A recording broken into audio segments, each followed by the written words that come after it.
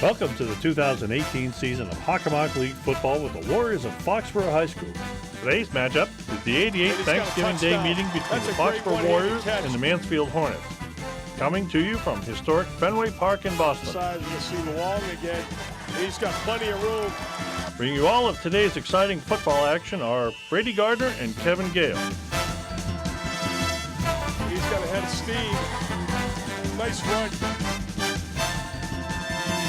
This is Gallagher. Gallagher's got a big seam. Fine move up the middle. Trying to score. There he is.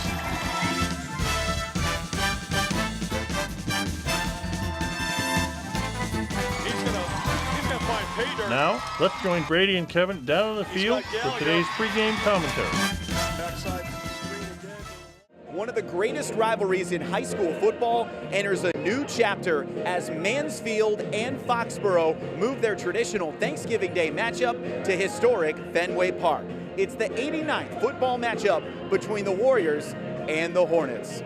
We welcome you to Foxborough Cable Access alongside Brady Gardner.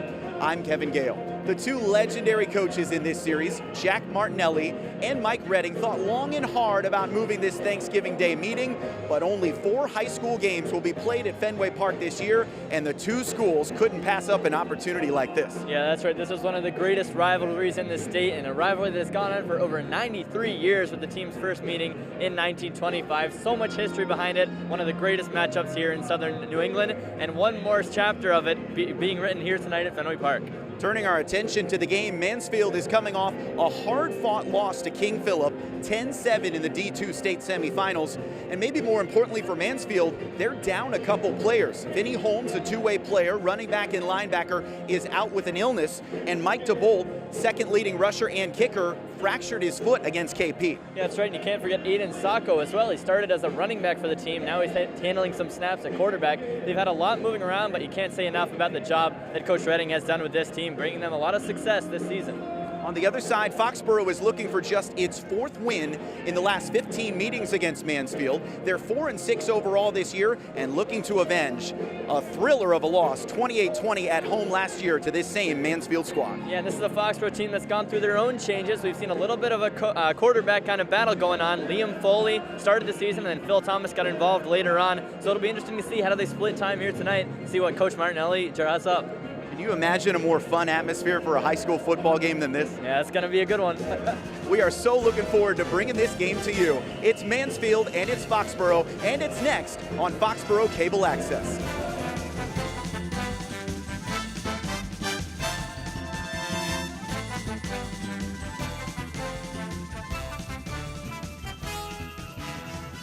And there you see historic Fenway Park, the two teams on the field getting set for this historic matchup and wonderful rivalry to resume once again.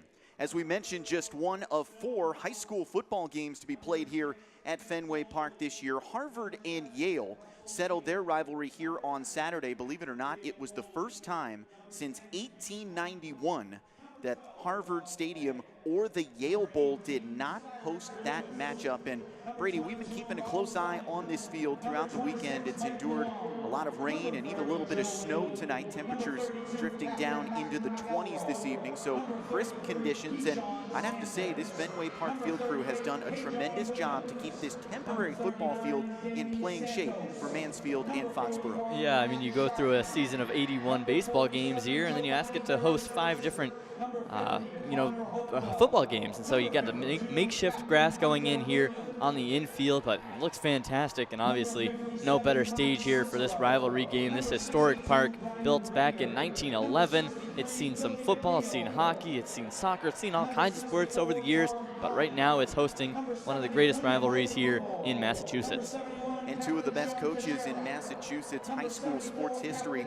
Mansfield head coach Mike Redding has 250 career wins plus, Foxborough High School head coach Jack Martinelli has more than 270 wins in his career. And it was interesting, Brady, talking with these two coaches leading up to this game, because they both pointed to a very severe fact about the old days of this rivalry. When these two coaches first got together in the late 1980s, there was a lot of hatred, a lot of bad blood between Mansfield and Foxborough. But over the years, as the two coaches have become closer friends and these schools have developed a more respectful rivalry for each other, both coaches said that at this point in the matchup, they believe this is as professional and as courteous as these two schools have ever been. That's not to say that there won't be some bad blood on the line tonight, but this rivalry has ascended to a new level. Yeah, I mean, it all starts at the top there with those two coaches, both of 30 years or more, with Martinelli starting in 1982 and then Redding in 1988. And like you said, you know, they've been around and they've seen just about all of it here in this rivalry, and it has come to a little bit more of a courteous rivalry than it has been in previous decades. But you know, still some bad blood on the line, as you mentioned. Two teams that really want to get this win in the last one of the year, and then of course the seniors playing for it all out there on this field, trying to go home happy here on this Tuesday night. So as you can see, both teams showing some of that respect for one another. They're meeting over the top of that The Game logo at Fenway Park. The 135th matchup between Harvard and Yale played here on Saturday, and tonight we will get the 89th matchup in football all time between Mansfield and Foxborough. 72 times it has been played on Thanksgiving Day. And it was funny talking with Jack Martinelli earlier today. The Foxborough head coach said, I don't know what I'm going to do on Thanksgiving morning. I think for the first time in a long time, I don't have any excuses about showing up late to Thanksgiving supper. Yeah, it is weird. You know, we've talked about this before, how it was somewhat of a controversy here, bringing it on this Tuesday night instead of the classic 10 a.m. start on a Thursday. But, you know, when Fenway calls, you can't say no. So, big opportunity for these two teams, and certainly a memory that they will never forget. So we're getting set for the opening coin toss here. Saw the famous facade here at Fenway Park. Still missing that 2018 World Series banner, but come April, you know, they will hoist that new banner back behind home plate. What an honor it is for both of these schools to play on the same field. You mentioned that the Red Sox played 81 games here. I have to point out they played a few more this year, going all the way to the World Series title, their first since 2013, and it's certainly a memory that none of these young men will ever forget. Let's listen in down on the field as we get our opening coin toss.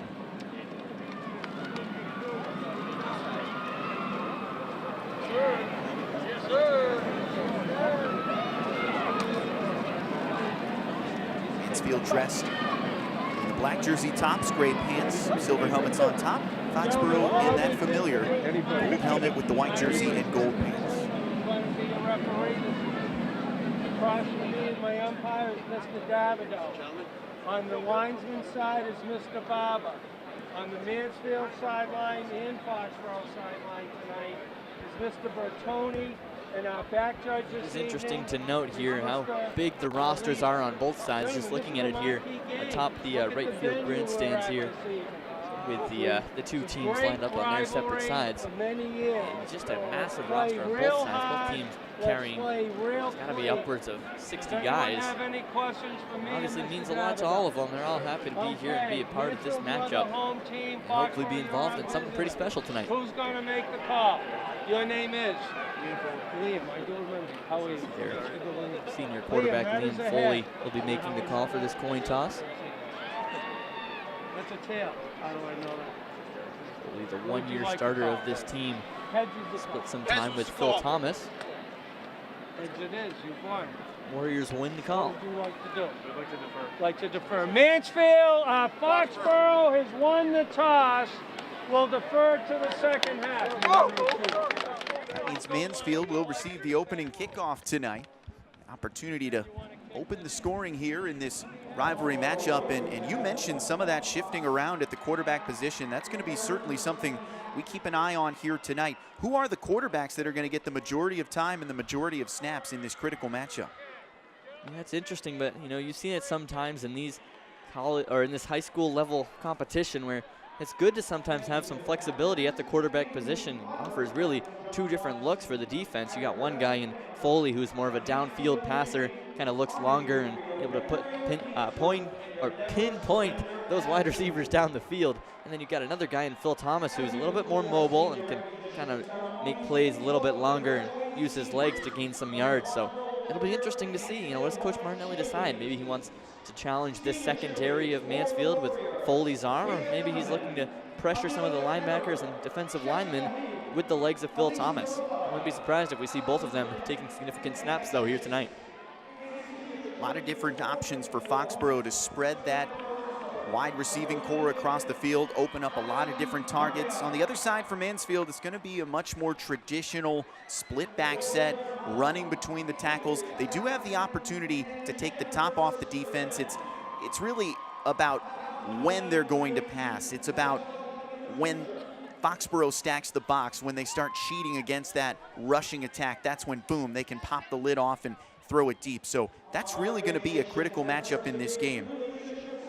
That's exactly right. And in this matchup alone, in previous years, we've seen some explosive plays from the Mansfield side. Mansfield victorious in 4 of the last 5 matchups between the two, with Foxborough's win coming just 2 years ago. So Mansfield able to, to put together those explosive plays in previous years to get them to some big victories over Foxborough in the Thanksgiving rivalry game. But tonight, Foxborough, all the past is behind them, and they're looking here to change the narrative a little bit. Now let's send it down the field for our national anthem.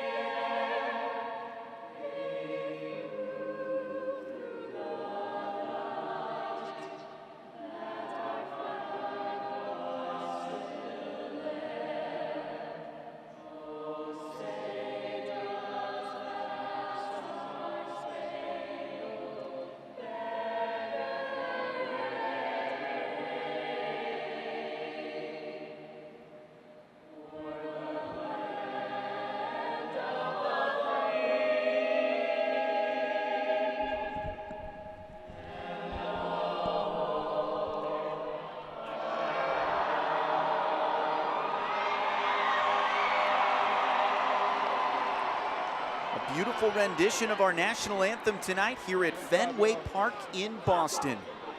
A version of this series that we will never forget. It's Mansfield and Foxborough, the 89th football matchup between the Warriors and Hornets, set to commence at one of the greatest stadiums in all of sports. I'm Kevin Gale, joined by Brady Gardner. It's a pleasure to have you on board. Wherever you're tuning in tonight, we thank you for joining us on Foxborough Cable Access. A lot of hard work and man hours went into setting up this broadcast today. Our thanks to this outstanding production crew, and just take a look at that scene here tonight. You won't see much of the crowd. They're actually tucked underneath our cameras on the near sideline, and we were told by school officials from both sides that all of the suites that were made available for fans tonight sold out. So a lot of fans enjoying some heated cover for this game, and we're expecting this rivalry to heat up again. Foxborough getting set to kick this ball away. They won the opening toss and deferred to the second half. Yeah, taking a look at that lower bowl a minute ago, I can confirm there's some good crowds forming down there. We were wondering how would the fans be, making the 45-minute trek up here into Boston, but so far a pretty good turnout, and we only expect it to get even more full. Here's the game goes.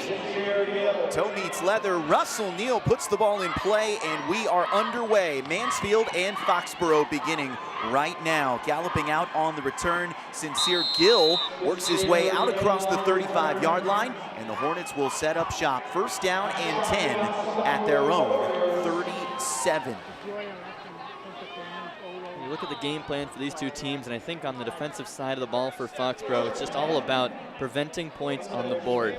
In their 4 wins this season, they gave up 14 points or less in all those matchups. So the key for them is just to keep the offense to as minimal point production as possible, and try to win in a low-scoring game rather than get into a shootout.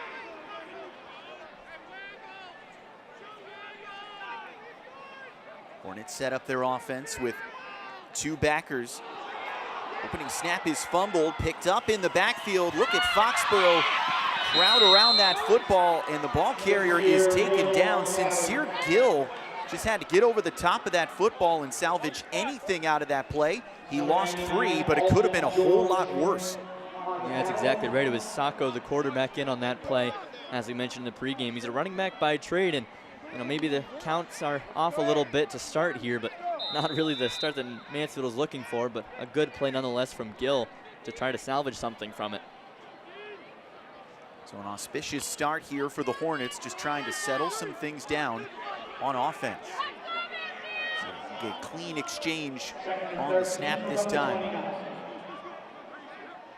Out of the shotgun set, it's a designed run for Sacco around right edge. Cuts upfield, spins off 1 tackle, and then he's met by 2 Foxborough tacklers. Stacking the pads that time, Pat Stapleton leading the way. Split end and free safety. Yeah, what a year Stapleton has had here in the back for this Warrior defense. And a big tackle right there coming in and blowing up the play, but that's what Sacco brings to this Mansfield offense. His ability to run gives them some good options and somewhat of a wildcat look. Trying to make something happen there on the right, but Foxborough right there to meet him. And the Warriors do a good job of presenting a lot of different defensive fronts, anywhere from 4 to 5 to 6-man sets along that line. So let's see if Mansfield puts the ball in the air here. 3rd down and 10, backed up at its own 37-yard line. Early on here in the first quarter. Snap taken directly by Elijah Lewis, and the throw is incomplete to the near left sideline.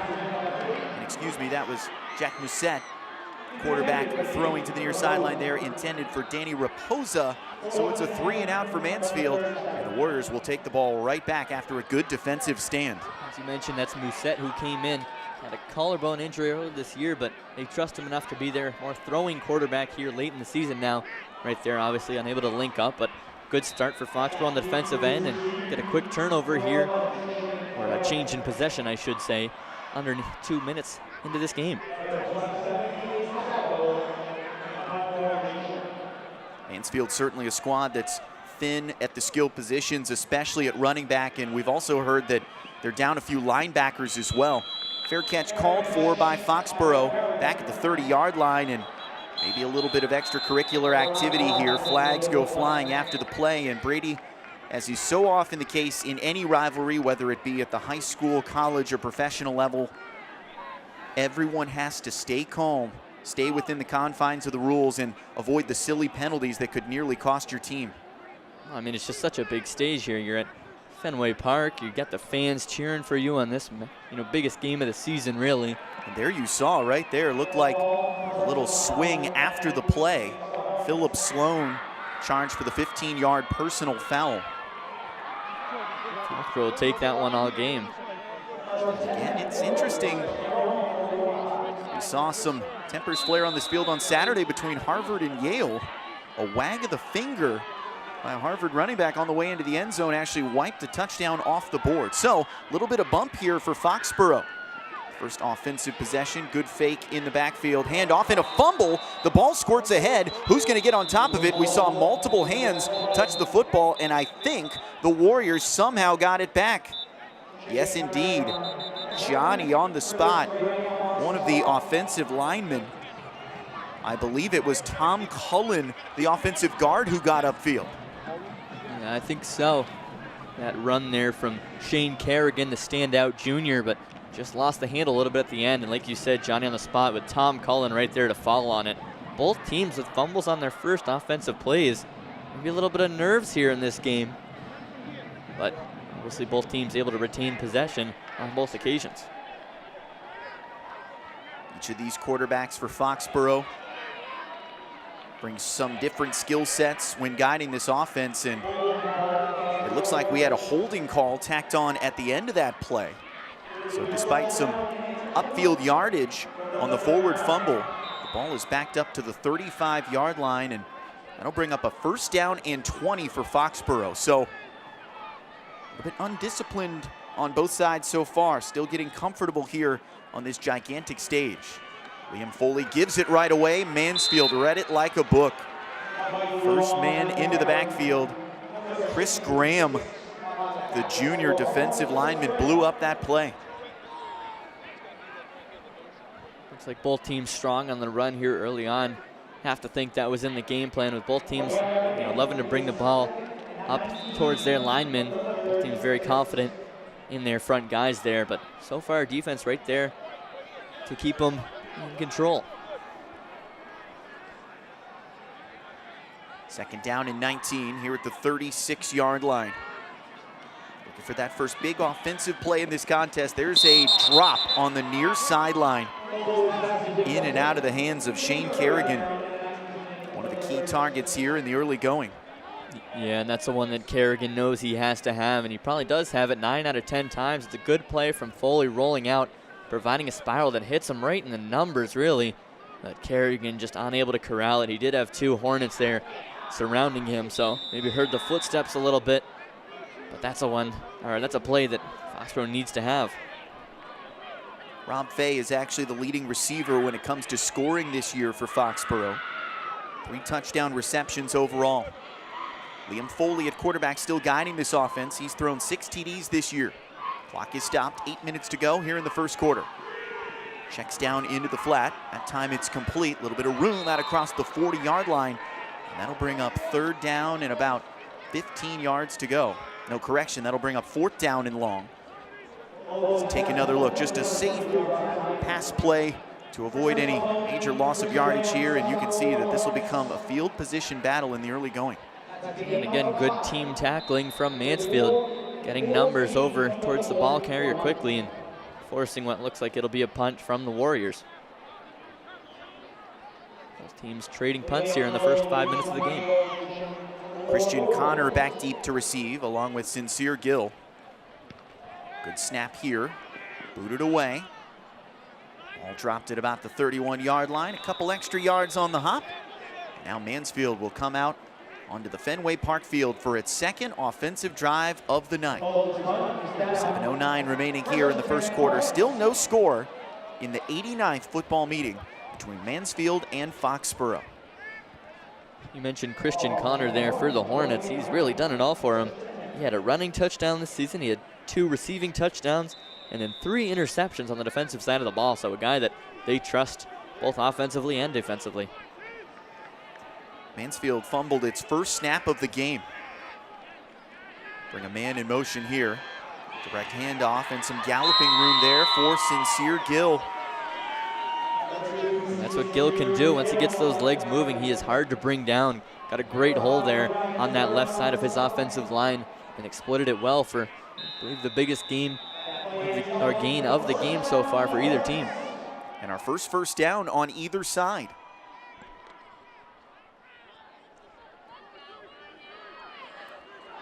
Took this Mansfield squad a while to get comfortable in this offense this year. Had 10 days to prepare since their loss to KP in the state semifinals. Wildcat formation and another first down, a chunk play into Foxborough territory. And this is when Mansfield gets dangerous. Once they start moving quickly and they start really just working you up through the middle there, that's when they can really cause a problem. As you see, the offensive line doing a great job opening the gap there for Aiden Sacco, one of the captains on this team. Steady diet of handoffs for him so far.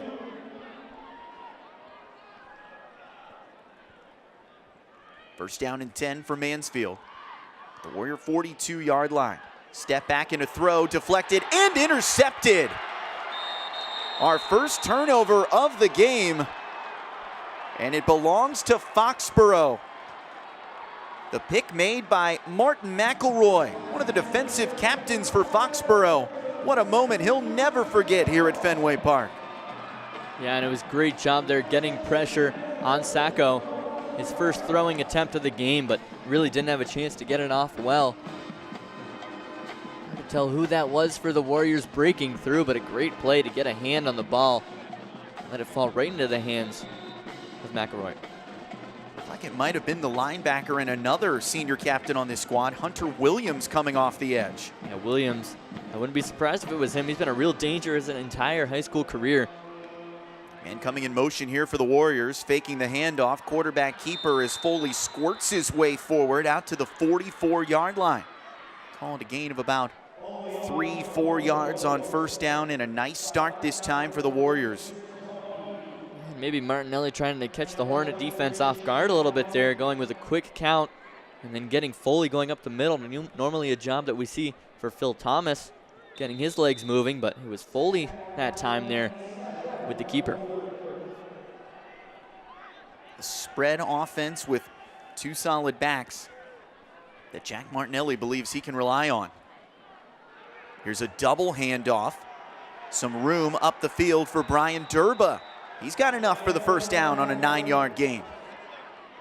Durba, another one of those junior talents, normally out wide, but right there taking the reverse off the handoff. Good little trickery there from the Warriors, worked well.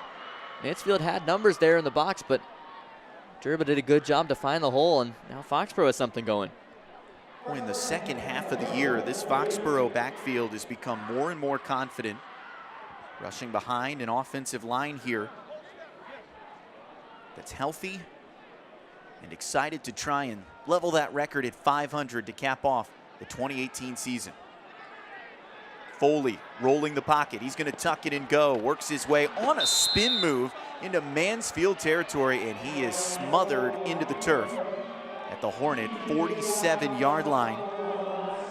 Diving through at the end of that play was TJ Guy. He's some kind of guy as a sophomore.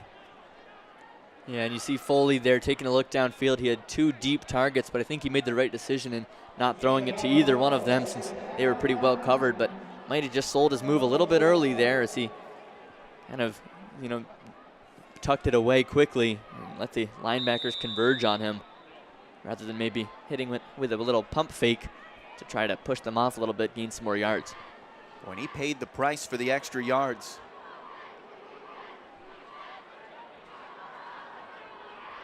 Foley's seeing the majority of the snaps here for Foxboro early on. He must be the main man in their game plan. Two wide receivers left. They'll bring Durba in motion. Here comes the pressure, a check down pass, that's complete. Right across the logo at midfield, a big handful of jersey, but on come the Warriors. Deeper into Mansfield territory, a determined run that time by Mike Luong.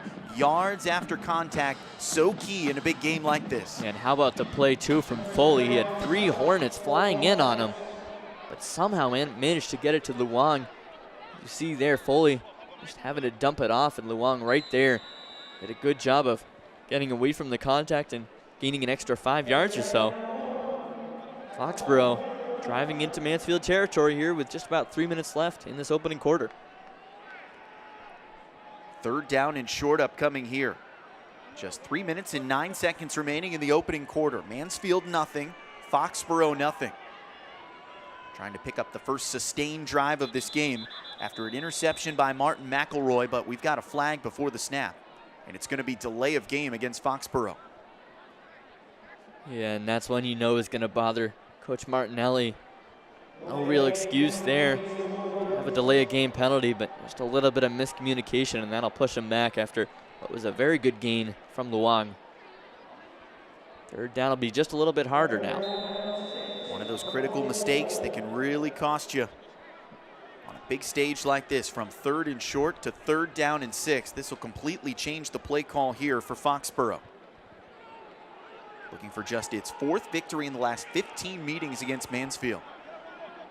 Trying to get history back on its side. 2 wide receivers to the right. They're becoming in motion again. Flags fly before the snap. Play continues. Foley just trying to get ahead. Looked like his knee was down. Ball popped loose late. Mansfield celebrating the tackle by the linebacking core, but these flags are in the area of offside, so those 5 yards might be coming right back for Foxborough.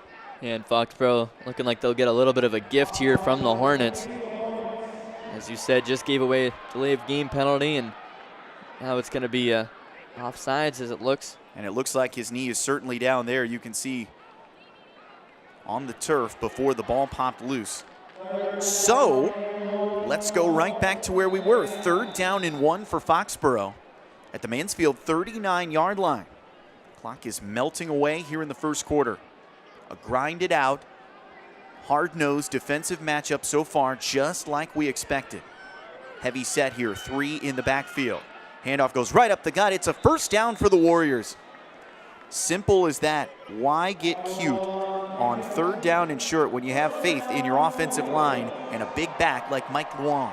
Yep, Luong did a great job just driving forward, knowing where the first down is. Didn't try to get anything more than that. He knew he needed those 3 yards and able to get it. Saw he had a convoy of blockers, some good motion after the snap there. Keyshawn Sanders sold the fake very well. Now the Warriors are going to spread it out, and they'll run off left tackle. Minimal gain on first down, just chipping away here. But there you see some of the diversity of this offense. 2 wide receivers to each side, and the Warriors hope that'll open up some gaps to run through. A lot of run plays early on here on both sides, but that's kind of what high school football is at times. Just try to grind it out, as you've mentioned. Try to just keep working out the defense, tire them out, make your way down the field, chew up some clock as well. More time you can keep the opposing offense off the field is the less time you could be scored on. Jack Martinelli has a lot of faith in the seniors on this offense to protect the football. Create a convoy into the Mansfield end zone as pressure comes from both sides. It was nearly thrown right into the chest of a Mansfield rusher. Good penetration that time by Philip Dinoff, one of the captains for Mansfield, and boy, Foley did well just to avoid turning this ball over, whether via an INT or a fumble, because he had a whole lot of Hornets in his lap. Yeah, and Dinov, no stranger to forcing fumbles. He has 2 on the season and almost just had his 3rd there. Foley just trying to get rid of it, prevent the sack. Very nearly gave it away, though. Nervy moments for the Warriors. Now they have another 3rd and long. 4 wide receivers, 3 of them to the near right side. Foley takes the snap, stares across the middle and missed his intended target. Looking for a flag on the play is Elijah Lewis. He thought he got hooked on his way across the field, but that'll bring up 4th down and 8, and you got to think this is no man's land, and Jack Martinelli is going to opt to go for it on 4th down.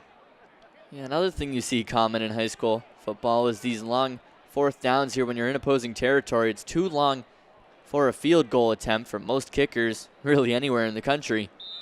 So they're going to go for it. It'd be kind of too short for a punt, so might as well just see what you can do here.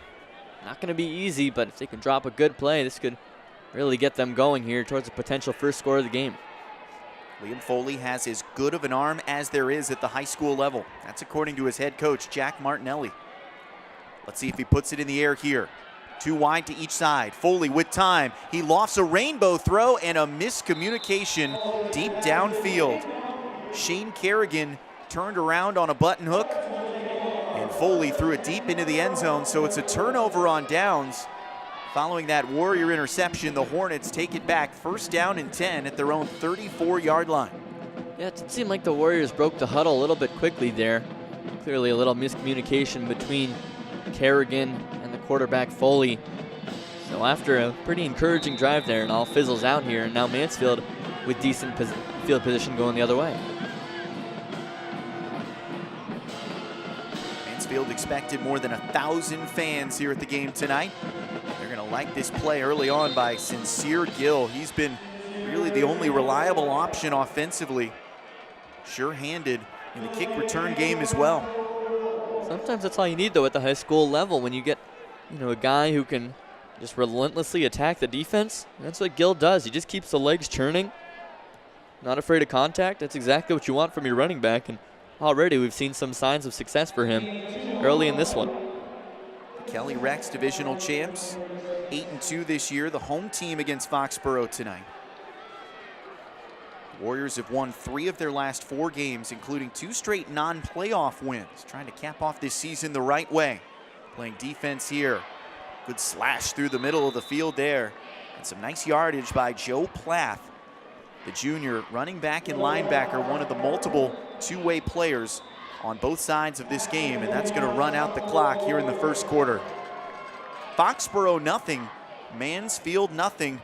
But a little momentum here for the Hornets. They were backed up in their own territory, forced a turnover on downs. And now as we head to the second quarter, they will try to break this scoreless tie as they reset the clock with 11 minutes coming up before halftime. Well, as we mentioned early on, this game all about the coaching duo between Jack Martinelli, head coach since 1982, and then Mike Redding since 1988, so these guys know each other well, and they've been around this rivalry. Against Foxboro in his 30 matchups, Redding is 19-11. Meanwhile, Martinelli is 17-19. But he did have 6 straight wins over Mansfield before Redding came. In those first years, 82-88, and then Redding showed up, and things got a little bit more complicated for the Warriors. This shows you the real chess match it is every time these two coaches take the field against each other.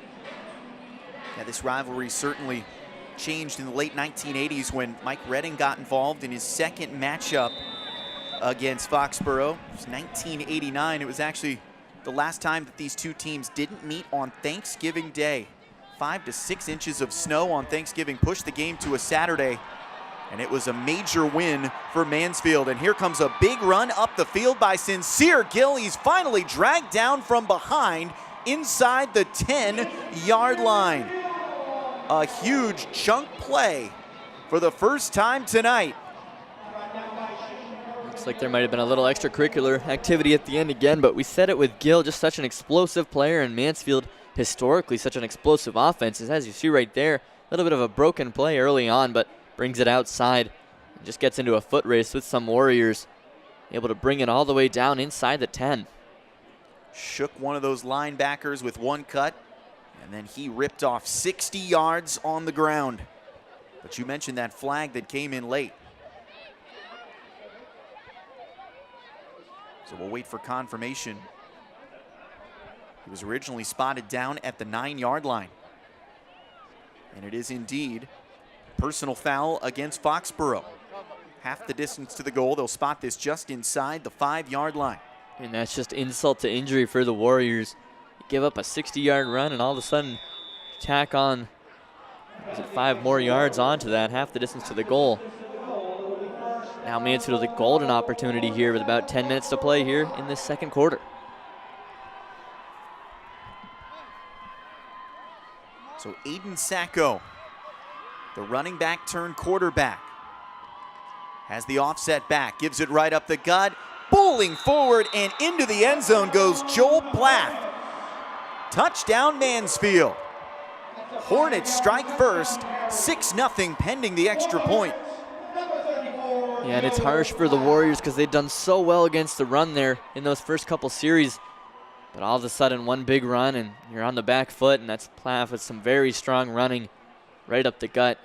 Breaks a tackle and able to get into the end zone to open the scoring in this game, but Foxboro cannot get down on themselves. They've had some success on their own offense, but Mansfield taking the lead. Hornets will attempt the extra point. Kick is on his way, and it is wide left. May have been deflected by some of those rushers coming through, but the kick is missed as we take another look at the touchdown for Joe Plath from 5 yards out. Lowers the shoulder and works his way across that goal line. For Plath this year, it's his first rushing touchdown.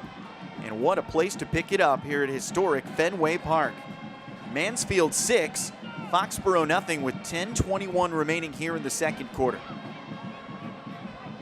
It'll be interesting to see the response from the Warriors here. As I mentioned, they had some things going there for that drive before he failed 4th down.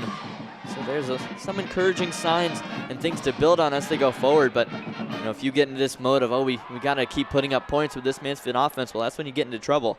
You can afford to give up, 1 touchdown and a half. Those are the games that you win. But once you start trying to get into a shootout and you let them put points against you and you're trying to get a little too aggressive, that's when things can get ugly.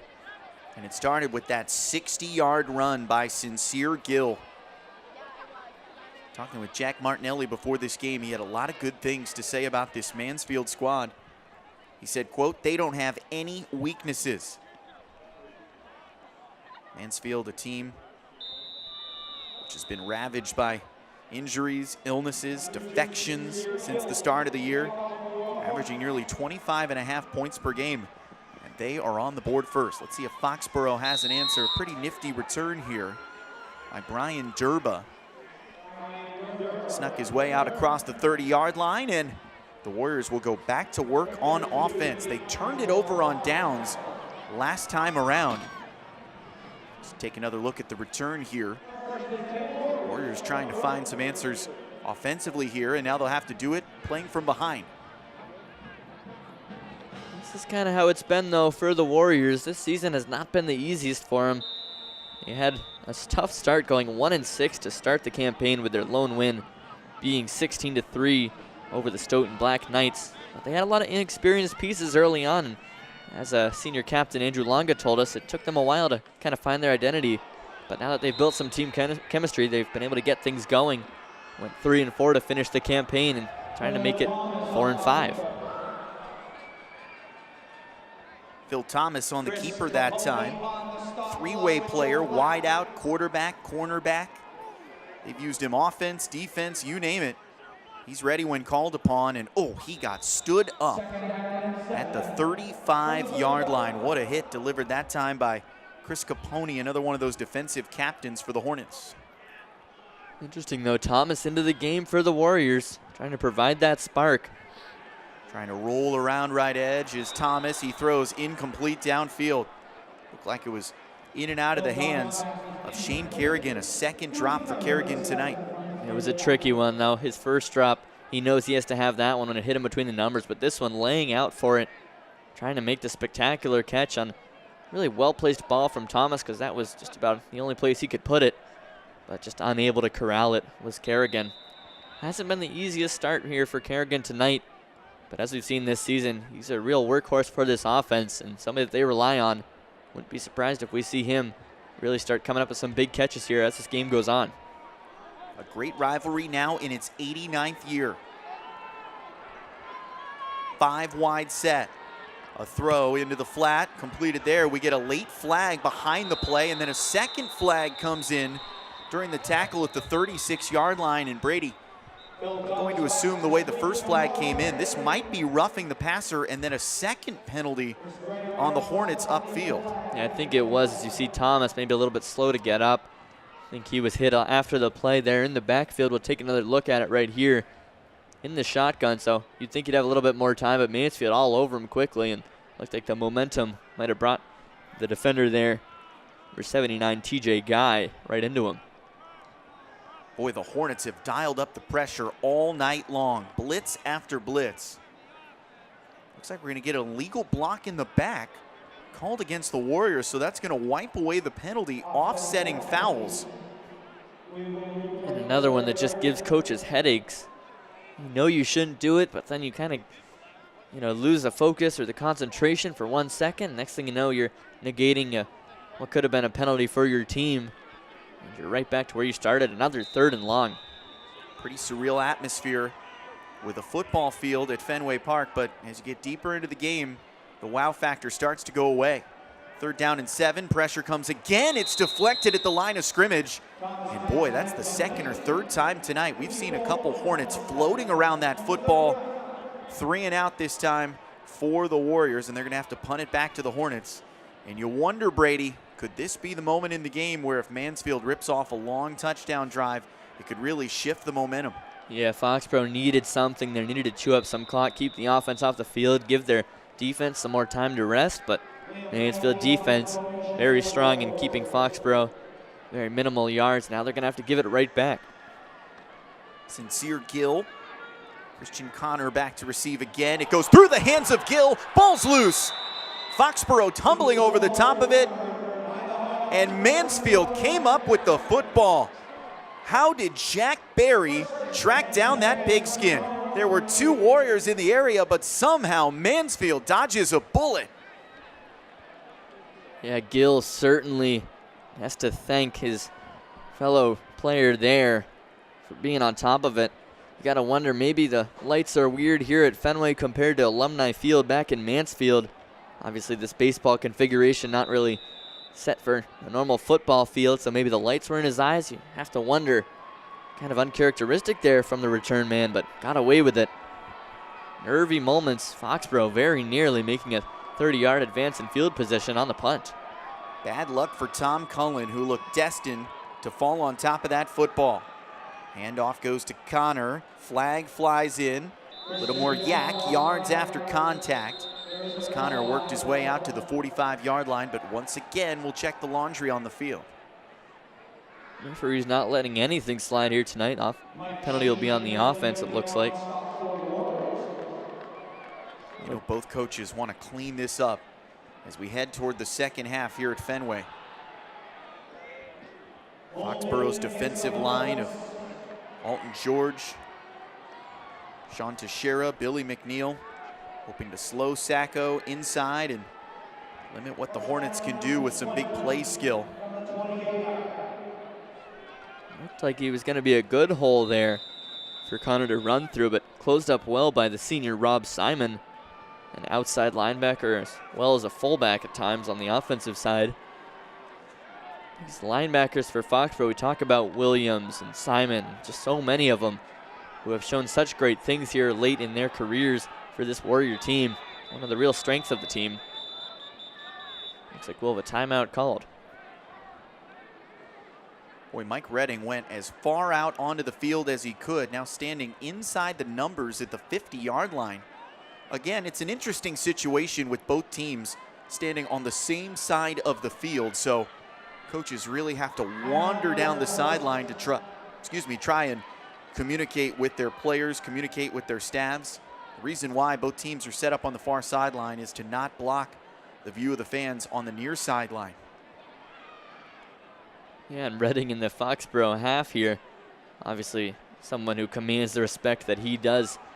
Being with this Mansfield team for so long, you're not going to tell him to get on his own side if you're a Foxborough player, but he can kind of do what he wants. I know it works with high school football a little bit. Obviously, no communication in the helmets for the quarterbacks, so between every play, they got to run over and talk to their head coach and head back to the huddle. Looks like it'll be Mousset taking it this time. So after the pause in action, we go back to work. 8:34 remaining here in the second quarter. Mansfield in front, 6-0. Actually, I believe it's Elijah Lewis taking the snap. Screened across the middle and dropped. In and out of the hands of Christian Connor. Second down and 20 from the 28. Connor this year a key part of the offense.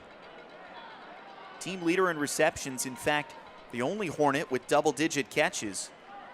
Totaled up 185 yards through the air so far this year. And again, you see the offensive line releasing up the field, letting some of those rushers go, trying to set the blocks, but catch has to be made along the line of scrimmage. So after the incompletion, second down and 20 upcoming here.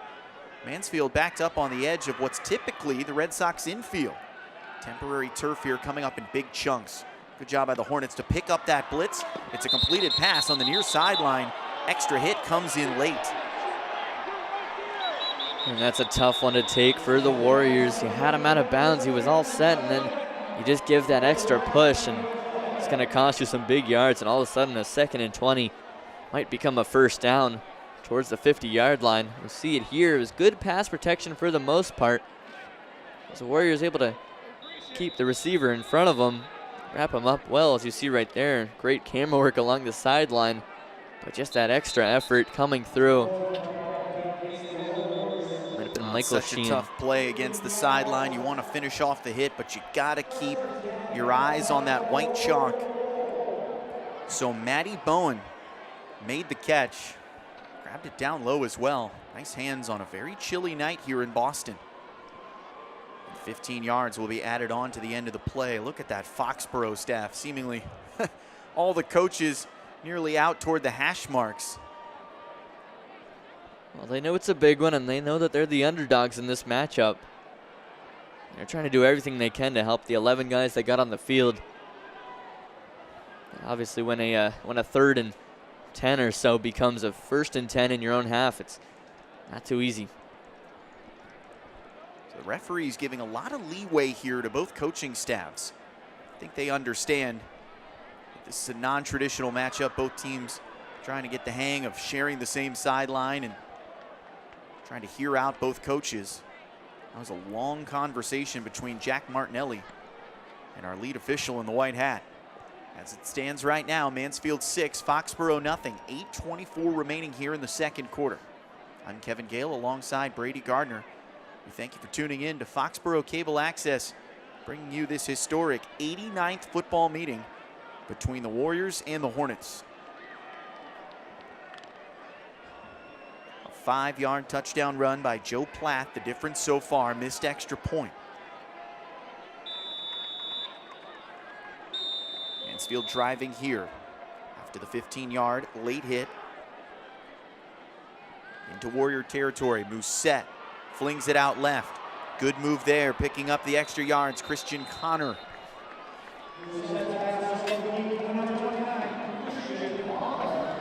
Yeah, Connor just the go-to guy for them in the receiving game, it seems. We've seen Sincere Gill getting a lot of action in the backfield, although not so much since coughing up that punt return earlier. Now it's Christian Connor's second leading rusher on this team. He's missed a couple playoff games due to injuries. We've talked so much about Mansfield trying to keep a healthy squad on the field. Shown some good depth here. The offensive line is perfectly healthy, and look at the space given off the edge to Connor. Rolls through one tackle, and he picks up the first down. Inside the 35-yard line, chains will move for the Hornets. Connor really being showcased in this drive here. Take another look at it. Taking it out of that double back formation. Now bringing it towards the near sideline, just trying to bounce it outside, and a good bit of tackling for the Warriors, but the damage had been done. Already got to that first down marker. Now just over 30 yards to go before they can potentially double their lead.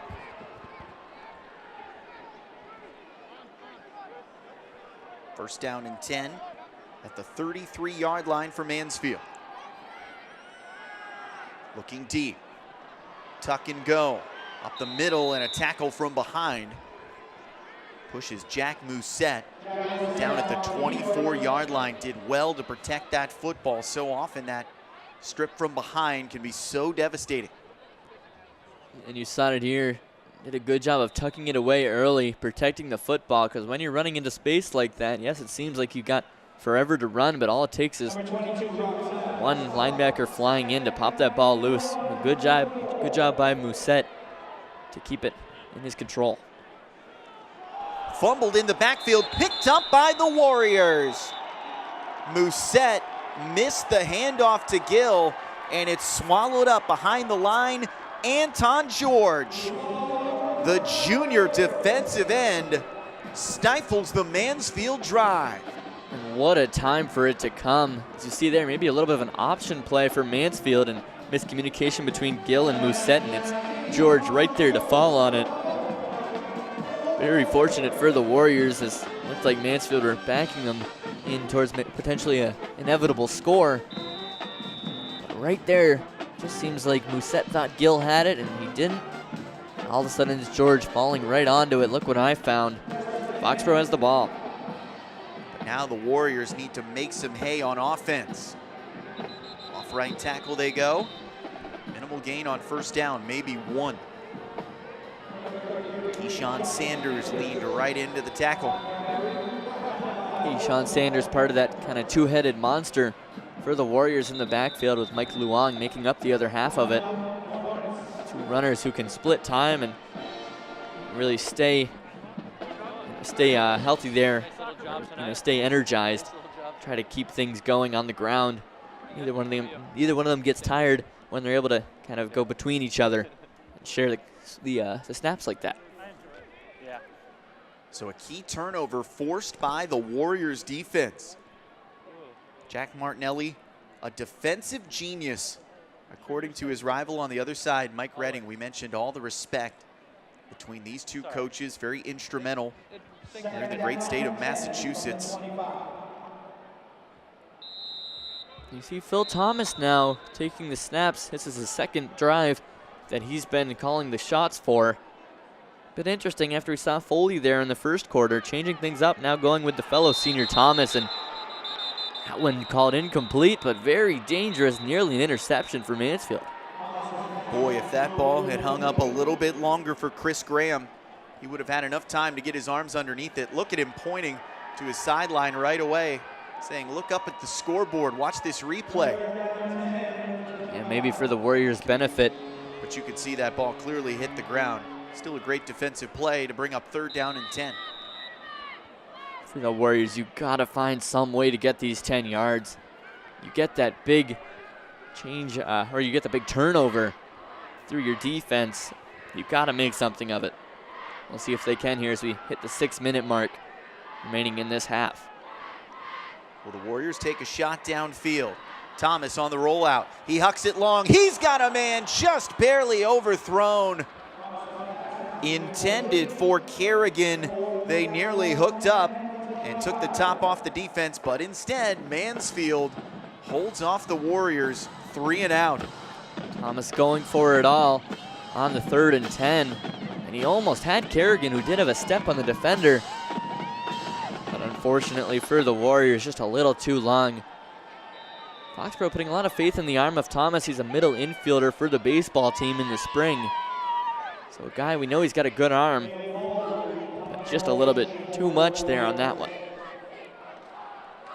High snap, fielded well by Foley. It popped off the side of his foot. Forward roll out across the 50-yard line into Mansfield territory, where the Hornets take over at their own 48-yard line. And that's tough if you're Foxborough. You get that big turnover, you think the tides are kind of changing and you're going to start to get momentum in your favor. And all of a sudden you go 3 and out there, and you just barely punched into your opponent's half. Now Mansfield with some excellent field position going the other way. Gotta hope the Foxborough defense can get a stop here, try to get it back to their offense and maybe even up this score here before the halftime hits. So Aiden Sacco, the former split end, now starting at quarterback, has done well to manage the offense here for Mansfield. Yeah, Sacco with so much time as quarterback, really a testament to the job he has done. Musette was the #1 guy early on, but now he's sharing the snaps with Musette and Sacco. Fake the give to Gill, and a host of Warriors were there at the offensive line. Rob Simon, the first man in from his linebacker spot. Simon, one of so many seniors for this Foxborough team, and really in this entire game with Mansfield having their fair share of them. And that's really one of the main storylines every year in this Thanksgiving game. How will the seniors end their legacy in Foxborough?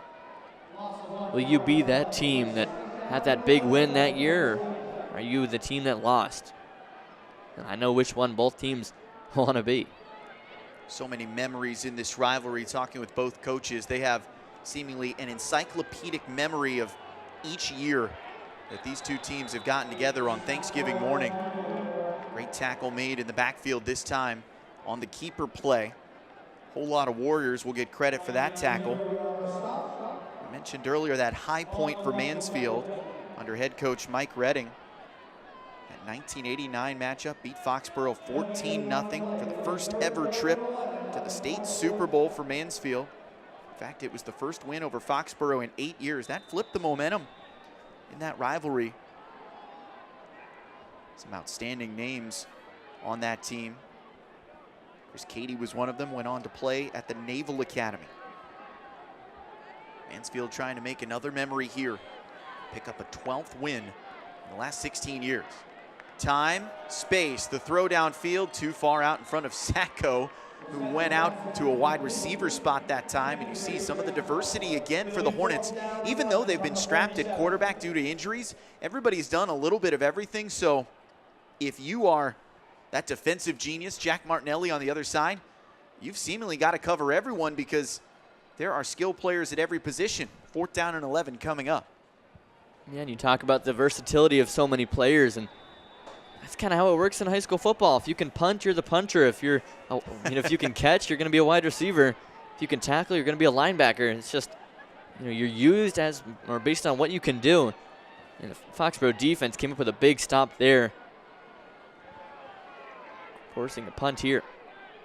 Good clean protection that time for Sacco, who, as you mentioned, does just about everything. Rolled that punt down to the 15-yard line, and Foxborough will go back on offense now. The Warriors have done a couple things right. They've had some opportunities to throw the ball deep. And you wonder, with 3:48 remaining here in the second quarter, can they pick up a sustained drive and at the very least get into field goal position? It's been a battle of field position all the way. We've rarely seen the ball inside the 30-yard line down to our left. Yeah, that's a testament to the Mansfield defense for the most part. Done an excellent job stopping Foxborough's offense, but in some cases it's just been Foxborough unable to get out of their own way. Just some miscommunication, some costly penalties. But they have plenty of time now to try to get a good drive going here as we finish out the second quarter. Foley out of the gun. Handed it off up the gut. And a good first down play to pick up a few yards and had a little breathing room there. I think it was Rob Simon on the take. See it there, Luong just trying to find space, but so many black shirts there to meet him. No other option other than to just see how many yards he can get there in close quarters. Foxborough marching band working its way down onto the field for the halftime festivities. We'll bring you that coverage live right here on Foxborough Cable Access. Mansfield's marching band will be out there as well. We give that time to Brian Durba, wide receiver and cornerback. Picked up a couple to bring up 3rd down and manageable. Should be about 4 yards to go following this timeout. So Foxborough calls its first timeout of the night. Both teams given 5 timeouts to start the contest.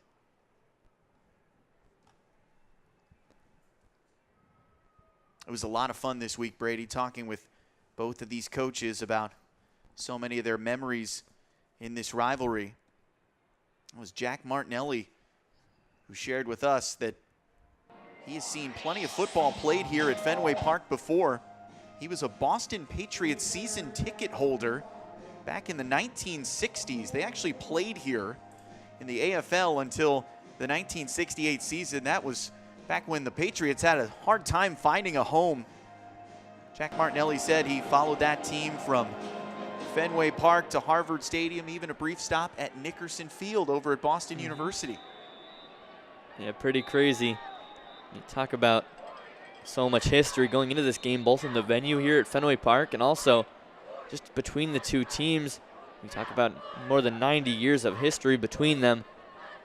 And obviously, in those 90 years, you've got the potential for, people who played in those first games. Now their grandchildren are playing in these games.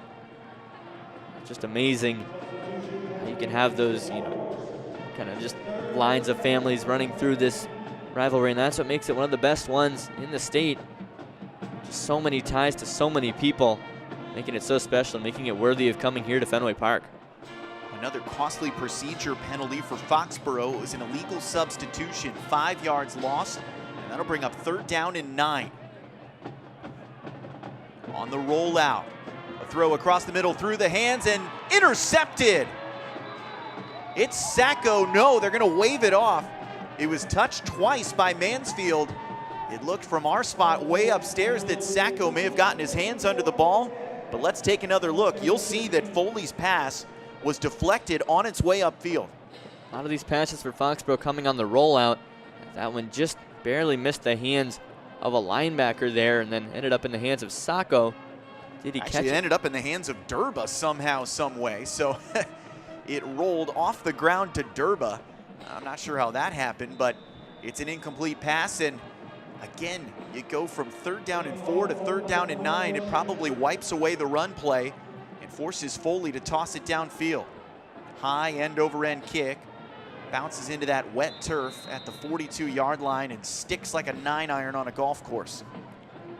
So good backspin on that kick. Unfortunately, you're looking for that forward roll. And now with 2:45 remaining, Foxborough has got to make a stop here on defense and keep this deficit at 6-0. This is how it's been, really.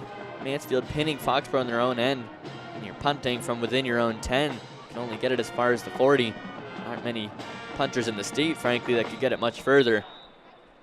Now Mansfield with some excellent field position, but it's really touchdown or bust here, as field goal kickers, not really the strong suit of any team at this level. Jack Mousset gives it to Sincere Gill. Spins out of one tackle, and he's finally dropped as the Warriors join the act late. Ever since that 60-yard run that Gill broke off earlier on that led to the touchdown, Foxborough's done a great job of keeping him in their control. Just bringing wave after wave of defenders in. No doubt the biggest play of the game so far, that 60-yarder that set up the 5-yard touchdown scamper by Joe Plath. 3 wide to the right side. They'll give it inside to Gill again. Boy, he loves to hit that spin across the middle. Picked up about 4 more yards, and that'll bring up 3rd down and short. Mansfield keeps giving it to Gill up the middle. I'd like to see them maybe move him outside a little bit more. Very elusive runner when he can open up his legs, get moving. You see right there, another run up the gut. It'll be just enough for the 1st down, it looks.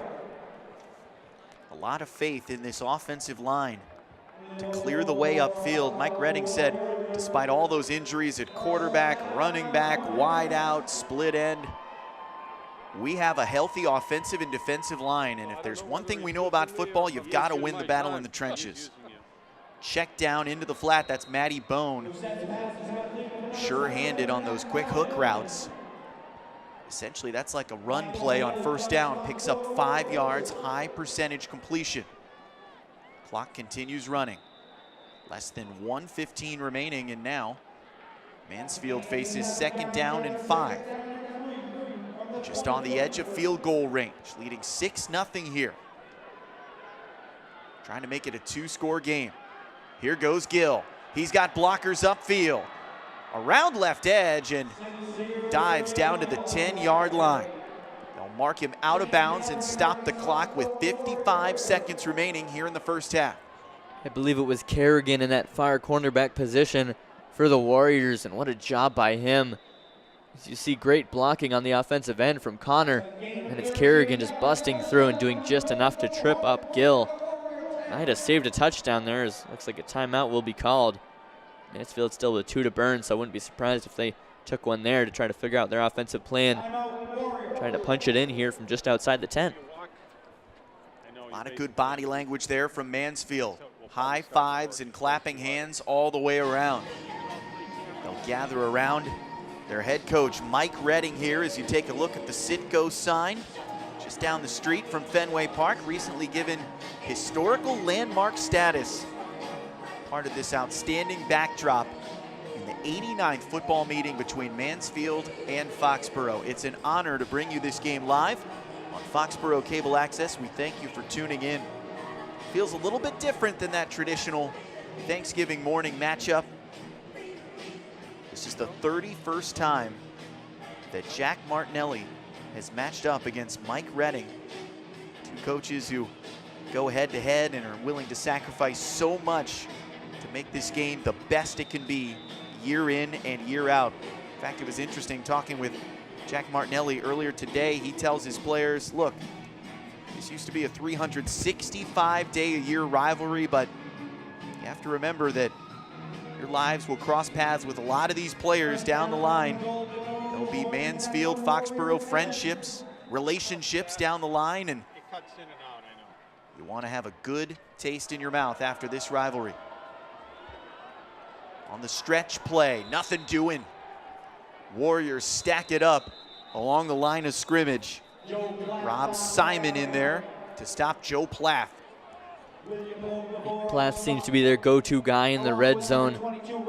It's Sacco who gives it to him again here, but an excellent job defensively. Number 70, William Ogbabor.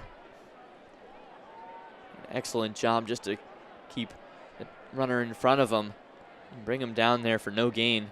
Ogbabor is such a handful.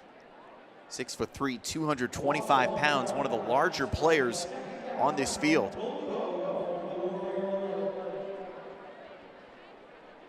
A lot of pride on this defensive side for Jack Martinelli.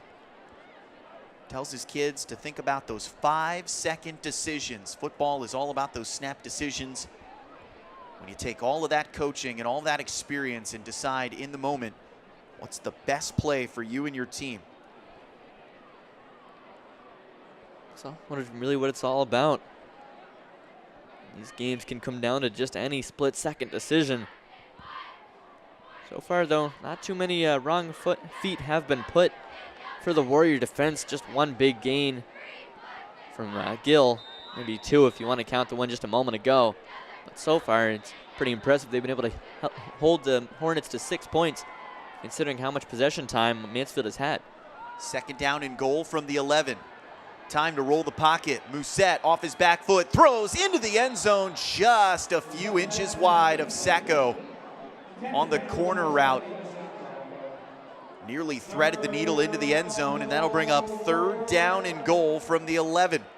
Clock stops with 40 seconds to go. And at the very least, Foxborough has got to bear down and hold Mansfield to a field goal attempt. You get the feeling the way Foxborough's offense has struggled to move the ball that a 12 or 13 point lead could be devastating at this point in the game. Just taking a quick look at that when you see Musette might have had some space to run if he thought he could outrun the defensive lineman. Instead opted to throw it for Sacco, who might have had just a little window, but it was a little one. Now they'll try to convert here a 3rd and 11. 3 wide, stacked to the left. Musette on a fade route to the corner, just a few inches wide again. Connor broke well. They've even been a little chip downfield here. It's a well drawn up play against a zone defense. Connor had some space there, but just a little bit too far for him. Foxborough maybe dodging a bullet. And every moment or so, when you watch a replay like that, you remember that we're here at Fenway Park. That ball ended up rolling into the triangle 420 feet away from home plate. A surreal atmosphere. Harvard Crimson still painted in the end zones here. And we'll get a timeout on the field with 35 seconds remaining in the 2nd quarter. Foxborough is going to take the time to think it out. It'll be a field goal attempted. At least that's the way Mansfield's setting up, but by high school standard, it's kind of a long one. So you wonder if Coach Martinelli is just saying, hey guys, let's be careful here. Might be a little bit of trickery dialed up from Coach Redding. When I asked Jack Martinelli for some of his favorite memories in this rivalry against Mansfield, he took me back to the early 1990s, a frozen turf field at Memorial Field in Mansfield. A last-minute field goal by Mike Myers from Foxborough. Won that game by 3. For years with the old playoff system and Super Bowl system here in the state, this game hinged on who would advance in the tournament. The format has changed, of course, but this game still feels like a Super Bowl for both teams. And when you hear names like Mike Myers echoing through the ages, you know that a couple of these players tonight will be remembered in folklore in their respective hometowns. Yeah, and having been at a couple pep rallies myself here as a graduate of Foxborough High School, you know how much it means to these guys. Every year, Coach Martinelli delivers a speech to the entire student body and talks about how big of a stage it is and how you can really put a name for yourself if you perform here. That's exactly what they're trying to do here tonight. Here comes a 26-yard attempt. Kick is up. It is no good, wide left. Yeah, it's a second hooked field goal. Just pulling it a little bit on the right foot, bringing it just outside that left upright. And again, Foxborough able to get away with it. The bend don't break defense, still just a 6 on the board, and real credit to Foxborough's defense, holding the Hornets to only 6 despite their territorial advantage really all half. So Nico Holmes unable to convert. And we mentioned during the pregame show that Mike DeBolt, the second leading rusher for Mansfield and place kicker on this team, fractured his ankle in the third quarter against KP 10 days ago. Ruled out for this game. He's in a walking boot. And now Foxborough is going to just take it into halftime. They'll kneel over the football, and all things considered, Brady, as you said, a couple deep trips into the red zone by Mansfield, but only 6 points to show for it. Yeah, I think if you're the Warriors, you got to be ecstatic with the scoreboard right now, because this game could easily be 20-0 in favor of Mansfield. They've just had so many quality opportunities going forward into the Foxborough defensive half, but unable to put it in the end zone. So still just a one-score game, all to play for here in the final 22 minutes. Heading into halftime now, and you're sure that both coaches will have some points that they'd like to improve on as we hit the final half.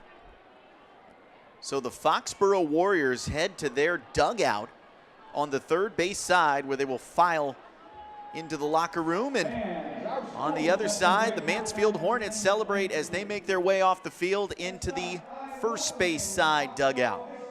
At halftime here at historic Fenway Park, it's Mansfield 6, Foxborough nothing.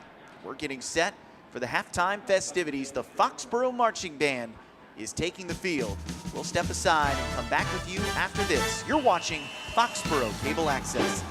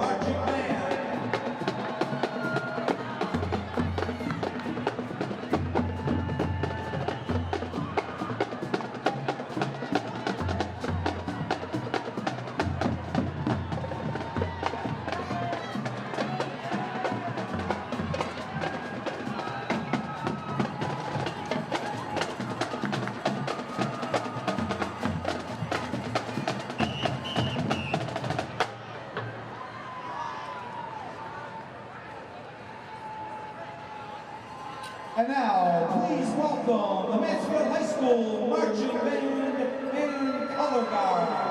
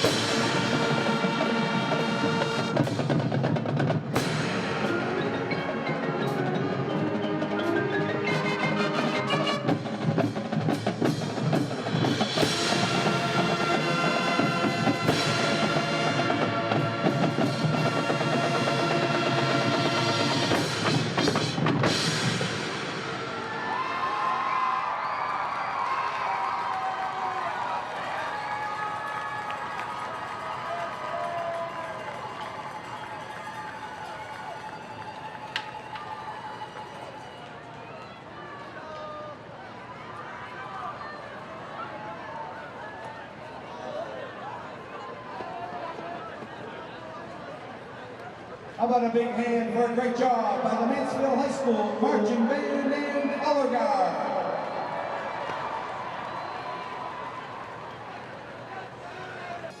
So we are just minutes away here from the second half of this Thanksgiving rivalry game. I'm joined now by a senior captain of the Warriors, Andrew Longa. Andrew, thank you for joining us here. It's great to be here. Obviously must be unfortunate not to be out there on the field, but an excellent opportunity for your team here playing at Fenway Park. I know, it's absolutely insane to be able to come down onto this historic field and be able to play down here where other great players have played. There was the Harvard game last weekend.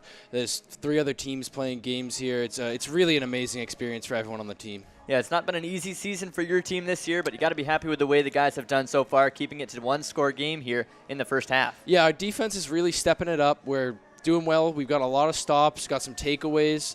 Our offense, we just need to work on better passes and just catching the ball. We've had a lot of trouble. I think it might be because of the temperature. It's a bit cold out. It's the coldest game we've had so far this year, but I think we can pick it up, adjust for the second half, and do better. And on the Mansfield side of the ball, what do you think is the biggest adjustment that your team needs to make taking on that team? Their running back, number 2, really good player, hard to tackle, stays up fast. We really need to make sure we have someone on him to make sure that he's covered at all times. Alrighty, well, thank you again very much for joining us. Thank you. Good luck to your team the rest of the way. All right. We'll be right back here for the second half of this game.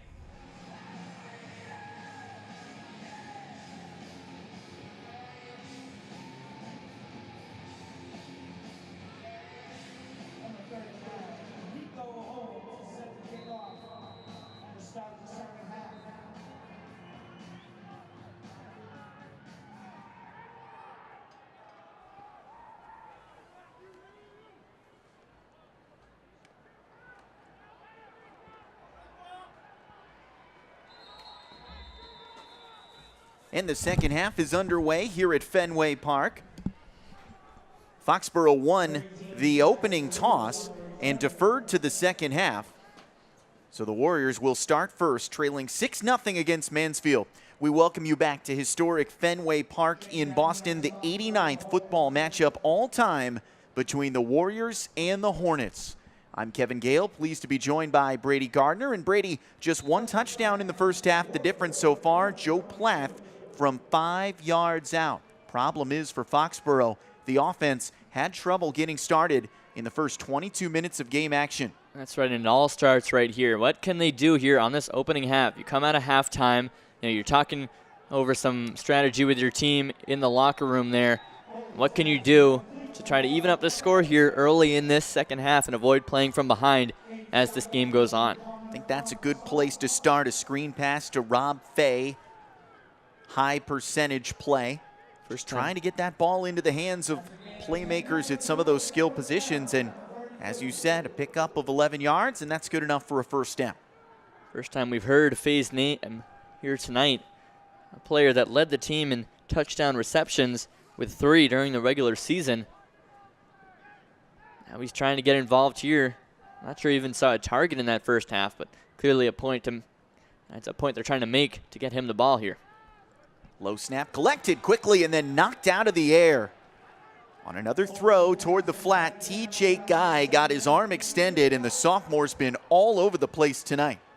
Well, you just look at Guy, and he stands head and shoulders above other players on that offensive line, and only a sophomore. Take a look at this one. Just bowling his way right in there, getting that big hand up and swatting it down. He's going to be a special player here the next 2 years with this Mansfield program.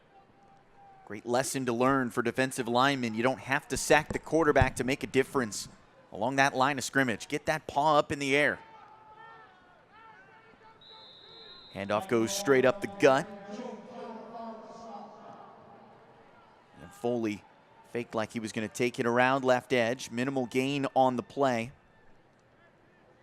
This is where Foxborough struggled, though, in the first half. These 3rd and long situations, sometimes caused by drive struggling or penalty calls going against them.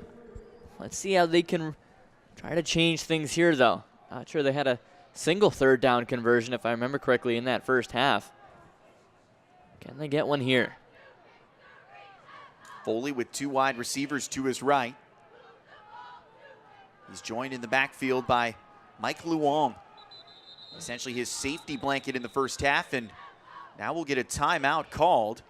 from the Mansfield sideline. We could hear some of the coordinators in the booth next door upset with how long it took that timeout to get called, and like they didn't have the right personnel to face this 3rd down and 9 upcoming. Foxborough backed up at its own 33-yard line. So you get the feeling that Mike Redding's squad knows it left a few points on the field, a missed extra point, a missed field goal just before halftime. And a 2-score game feels a whole lot bigger against a Warriors squad that picked up less than 100 yards of total offense in the first half. Let's not forget the lost fumble for Mansfield just inside the 30-yard line. They've had opportunities, but they've not been able to cash in on them. Foley looking downfield, evades the pressure from the backside, throws it up into a crowd. It's complete, off a deflection. Warriors make a big play down the field. Maybe a little bit of good luck there for Rob Fay, but he comes down with the football. 1st down and 10 for the Warriors at the Mansfield 27-yard line. Well, sometimes it doesn't have to be pretty, it just has to work, and right there, certainly not how they drew it up. You see Foley rolling out as he has several times tonight, just launching it deep to where he had some guys, and it found the hands of one receiver. Oh, that was Ryan Hughes, who appeared to win that 3 flies up battle above the crowd, and it bounced right off his hands into the waiting arms of Rob Fay. How about that for a way to flip the field? Warriors come crashing into the red zone for the first time tonight. They look like a dangerous team on offense. That was Keyshawn Sanders picking up 10 yards on 1st down, move the chains. That's exactly the kind of play that can get your team going. The first long gain of this game, and by far, really. Rob Fay being there at the right place, right time to catch it off the hands of Hughes. And now the Warriors are in business. Onto that temporary grass, covering the Red Sox infield dirt. How surreal is that? Handoff right behind center. It looks like a pickup of about 3 yards on the play. Last man up off the bottom of that pile. Martin McElroy, who picked up an interception in the first half. That'll bring up 2nd down and 7. Deepest trip into Mansfield territory tonight for the Warriors. In fact, we didn't see any of the first half played on this end of the field. Foxborough cheerleaders thrilled to see some action happening in front of them. Little cut back down to the 11-yard line. And that'll bring up 3rd down and about 5 yards to go. Playbook should be wide open after the take by Carrigan. And this is exactly where Foxborough needs to find something here. This 3rd down in dangerous territory. They know they're not going to get many opportunities this close to the Mansfield end zone. Got to find a way to put it in that end zone here. We'll see what they're able to dial up on 3rd and 5. Mansfield dominated the first half, but 1 score here, and Foxborough's right back in it. They give it off right up the middle. Twisting, falling forward, Mike Leong. There is a penalty flag on the field. He's marked short of the line to gain. Needed 5, picked up about 3. Foxborough is pointing at Mansfield, so this could be a critical call here. And the run was nowhere near the 1st down marker, so this could be huge for the Warriors if the foul is indeed against Mansfield. Personal foul, face mask against Mansfield. That is a gift. You see it there on the replay. Yeah, he got him on the face mask. 3 referees spotted it, so no doubt on that one. The umpire threw his flag right away, standing right over the top of the action. Half the distance to the goal penalty and an automatic 1st down. Warriors inside the 5 for the first time today. 3 backs, trailing Foley. Handoff up the middle to the goal line. Is he in? No, he's short, marked at the 1-yard line. Foxborough is trying to power their way in on the give there. Mike Luong went barreling forward, had a lead blocker joining him as well. Gonna try it again. And this is prototypical Foxborough football. A lot of options out of the backfield. Foley goes back to Luong. He's in. Foxboro cashes in a touchdown at Fenway. It's a 6-6 ball game, and we're back to square one here in the third quarter. And what a way to come out of the halftime break, evening it up here 6-6 and potentially taking the lead here with a Russell Neal extra point. Luong, really no competition there to get into the end zone after a good hole was created from his offensive line. And here we are, 6-6. Russell Neal boots it up. No good. Pulled it left. This game stays tied 6-all with 6:34 to go in the third. And missed kicks have become the story of this game. Let's go back to Luong on the goal line. Reaches out. Too easy. Followed some great blocks, and that's a touchdown that this senior will never forget. Right around the pitcher's mound here at Fenway Park, where the Red Sox took home the World Series title earlier this fall. So after all that Mansfield success in the first half, this game is tied in the third quarter. Let's just get one more look at that touchdown here. Get a good chance to just see what's going on there on the line. Foxborough just making enough of a gap for Luong to slide right through uncontested. Well, we talked about the response for Foxborough. What would it be going down early to Mansfield? How could they get back into it? Well, they have. They've tied it back up, but now what's Mansfield's response? After Foxborough got a little bit lucky there getting down the field with that long pass. It's a squib kick here. What's Mansfield going to do on this possession? Right down Broadway for Gill. Went head on into a tackle, and look at the Warriors corral the return man. All of a sudden, a little bit more pep in the step of Foxborough.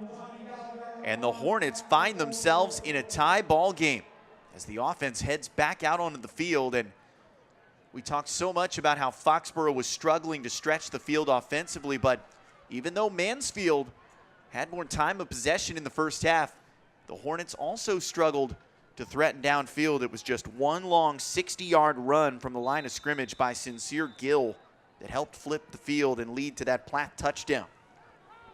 Yeah, and after talking with Andrew Longa at halftime, it seems like the main guy on Foxborough's minds is Gill. He was the danger in that first half, and he's the one to look out for. Sacco faked the handoff to Gill. He's around the right edge. Lowers his head. Running the sideline. He's gone. Touchdown Mansfield. What an answer by the Hornets. From 68 yards away, Sacco changes this game with one play. Unbelievable. Yeah, A game that was stagnant for most of the first half has turned into a whole lot of fun here in the third. Yeah, all of a sudden, big plays on both sides. And how about Sacco? All he's been through this season, started as a running back, all of a sudden thrust into the quarterback position, gets the keeper there and takes it all the way. About a 70-yard run. Ended with a foot race there, beating the Foxborough secondary. You see him wheeling away in celebration after that. Certainly means a lot here. Not only getting his team in the lead, doing it at Fenway, doing it on Thanksgiving. What a moment for him.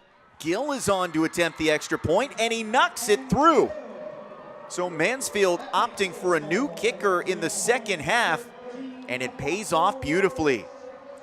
Mansfield 13, Foxborough 6. After this long distance run by Aiden Sacco. Well, it's a drawn up keeper. No intent ever on giving it to Gill. Just a little bit of a decoy there from Mansfield's number 2, but Sacco knew exactly where he wanted to take that. The gap opened up for him, worked to perfection, and all of a sudden Mansfield, just like that, back in the lead. That tie game did not last very long.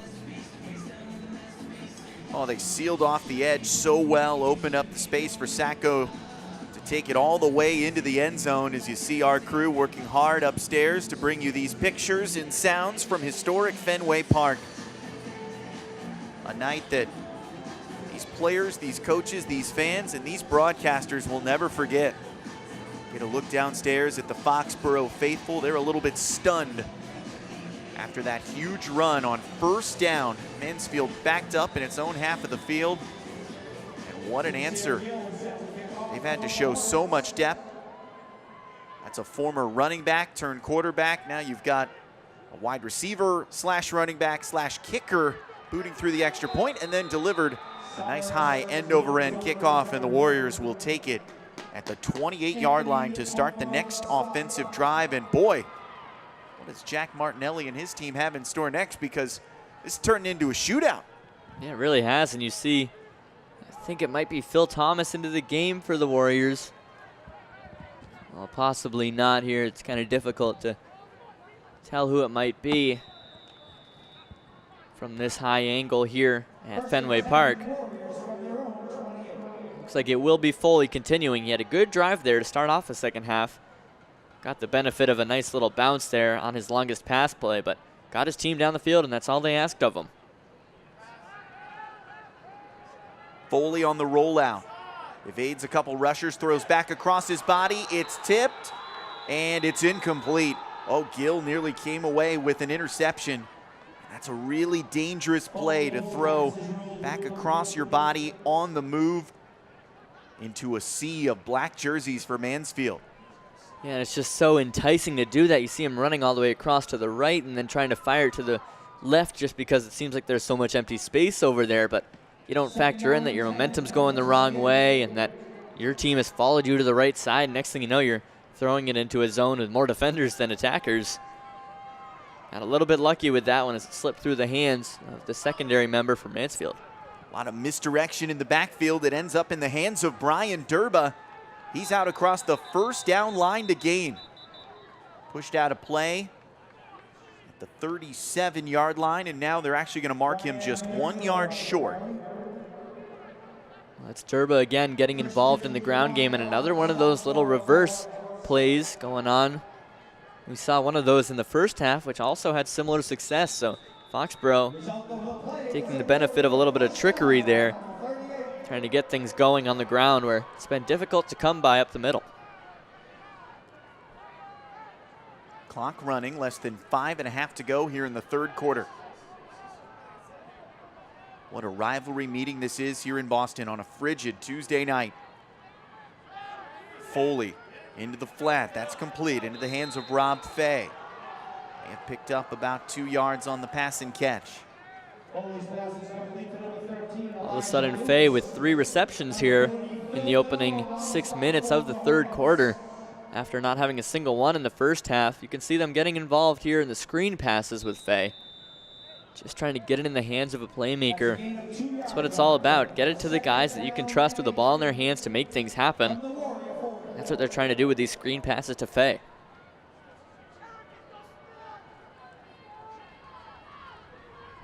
Four wideouts this time. Durba comes in motion. Foley looks his way. Pump fakes, throws deep into triple coverage, and luckily that's overthrown. The intended target was Durba, who released out of the backfield. So more important than anything is ball protection now. You know, both teams are excited to make plays and create some historic moments in this rivalry that nearly dates back 90 years. But you've got to be careful, especially here in the second half. Yeah, it seemed like Foley trying to match his quarterback counterpart after Sacco had a big play of his own. Foley trying to do the same, but throwing it into triple coverage down the field. Not really a recipe for success. Now he's facing yet another 3rd and long. 3rd down and 8 from the 40. Foley rolls, steps up. He's got room to run. Looking at the sticks, he pulls up at the 42-yard line. And a little bit of indecision there as we get flags flying and a late hit upcoming against Mansfield. It's going to be another costly penalty. We've seen this on both sides throughout the game.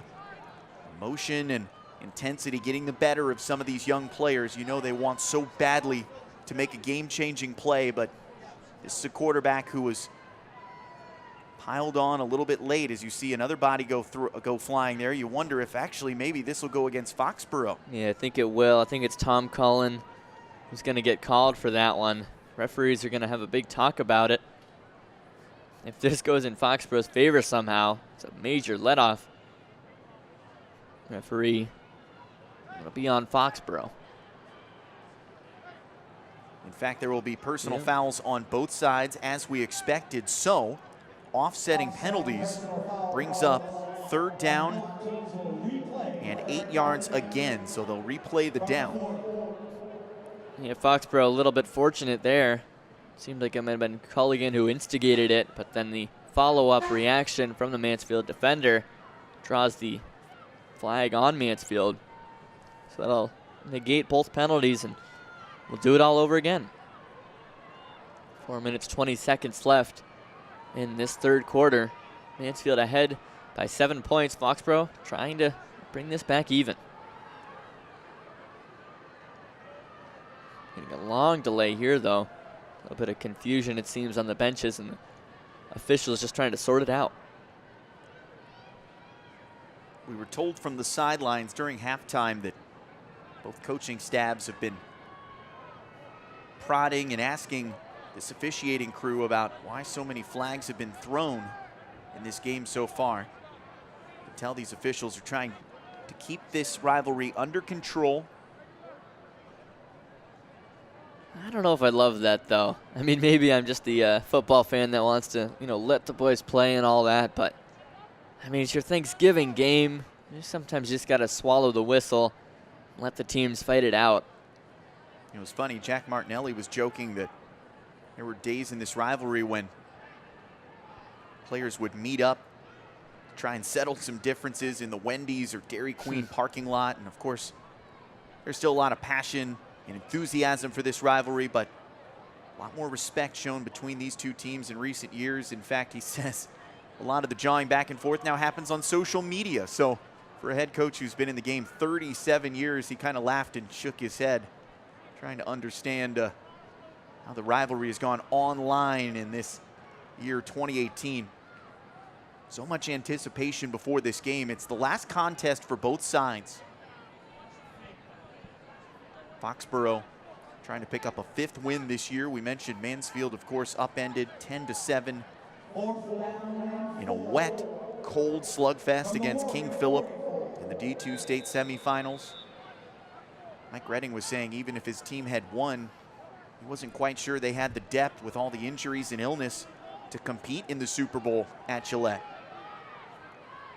Somehow no excuses here tonight against Foxboro as this one's booted high end over end by Liam Foley. It's down just inside the 30-yard line, and Mansfield will take over, leading 13-6 here in the 3rd quarter. Somehow, after all that, it ended up being 4th and 4 for the Warriors, so a little bit of change of minds of the officials.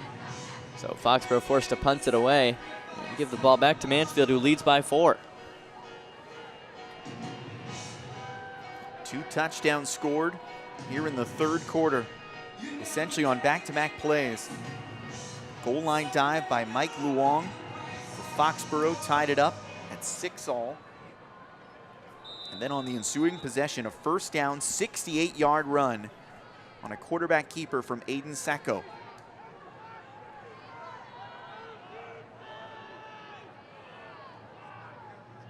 Looks like it's going to be Jack Musette, part of this 2-quarterback system for Mansfield, but flags before the snap. Could this be another procedure penalty? I'll have to get a count of how many penalties we've had. Kind of taken a bit of flow out of this game.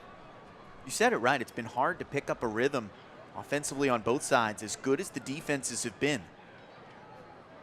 It's really just a lack of offensive awareness and discipline, so it'll be a defensive penalty this time. A legal substitution is the call against Foxboro. So it'll bring up 1st down and 5 for Mansfield, spreading it out with 3 wide left. Musette gives it straight up the gut. Rolling forward for a couple yards is Joe Plath, who had the first score of the game. Plath, a real hard runner. We saw it on his touchdown run.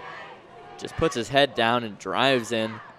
Not really the kind of guy that's going to blow you away with his speed, but just tough to bring down, as you see it there. Took a couple Warriors to finally get him on the ground. Good wrap tackle by Mike Sheehan on the play.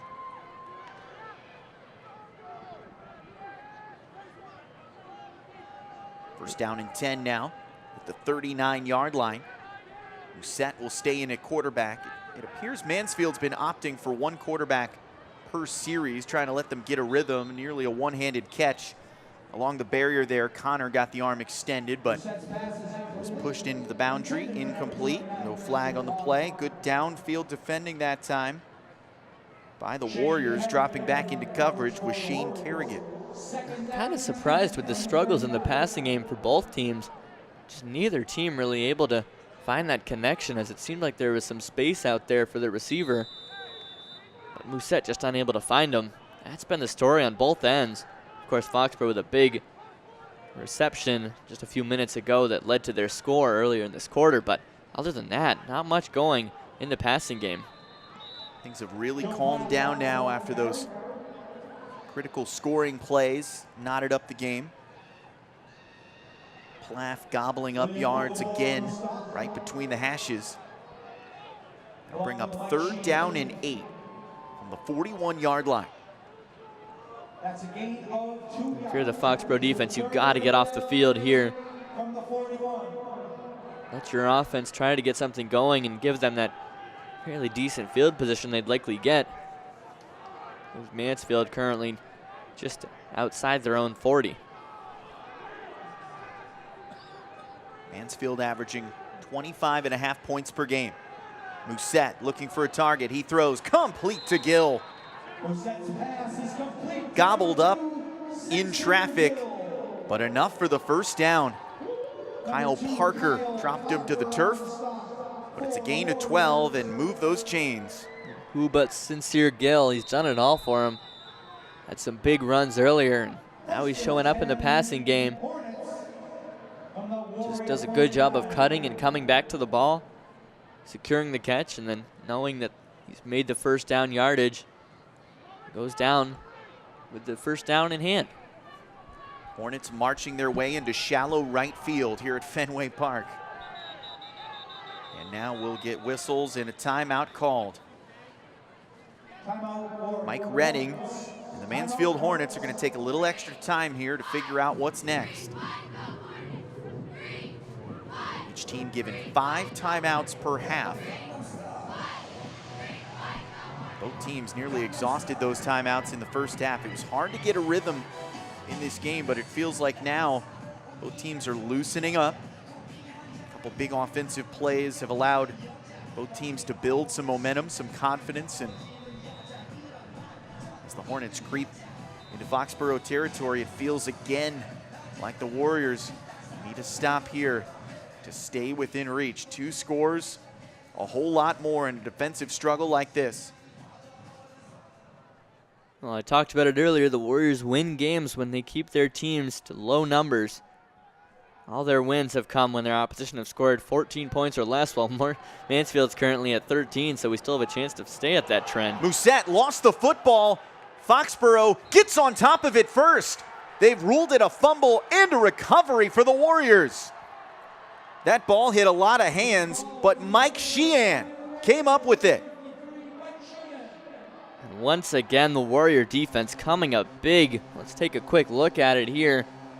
Musette in the backfield, trying to find someone to flip it to, but just doesn't make up his decision in time. It squirts around a little bit. And then all of a sudden, there's Sheehan falling on it for the Warriors. Next thing you know, they're on the 45 and looking to capitalize. Sacco tried at the last minute to pitch that ball, or should I say Musette tried to pitch it to Sacco. And as the pressure was coming, looked like he may have even tried to tuck it. Dare I say tuck rule? Here's a handoff and a deep throw. Downfield, off the fingertips, but flags fly. This could be defensive pass interference against Mansfield. The target had come free. Rob Fay downfield was a little underthrown by Shane Carrigan, but believe it or not, that underthrown ball may have led to the PI. That's kind of how it works sometimes in football. As you see, Coach Martinelli digging deep into the playbook. As it ends up being Carrigan who chucks it. Oh, and that's bad luck for the Mansfield secondary. Christian Connor just looking for that ball in the air, went through the wide receiver, and it'll be a 15-yard penalty against the Hornets. So the ball is spotted inside Mansfield territory at the 30. See it one more time here. That long ball coming in. And the flag's thrown after the big contact there. Flag flies at the snap. Handoff between the hashes. We'll wait to get the penalty call on this play after Keyshawn Sanders picked up about 8 yards on first down. What a change this could be for the Warriors. Chance to tie this game for the second time here in the second half. Well, the last time their defense got a turnover for them, they weren't able to turn it into points. They're looking to do it a little bit differently this time. Gotta credit the defense. The amount of time that they've spent on the field taking on that very dangerous Mansfield offense. They've done an excellent job to hold them to 13 points. Now it's the offensive turn to carry some of the load. Offsides was the call. It was accepted, so wipe away the first down yardage. That'll bring up first down and 5. Good option there. You want the extra downs. Keeper all the way. Foley galloping down to the 15, nearly to the 10.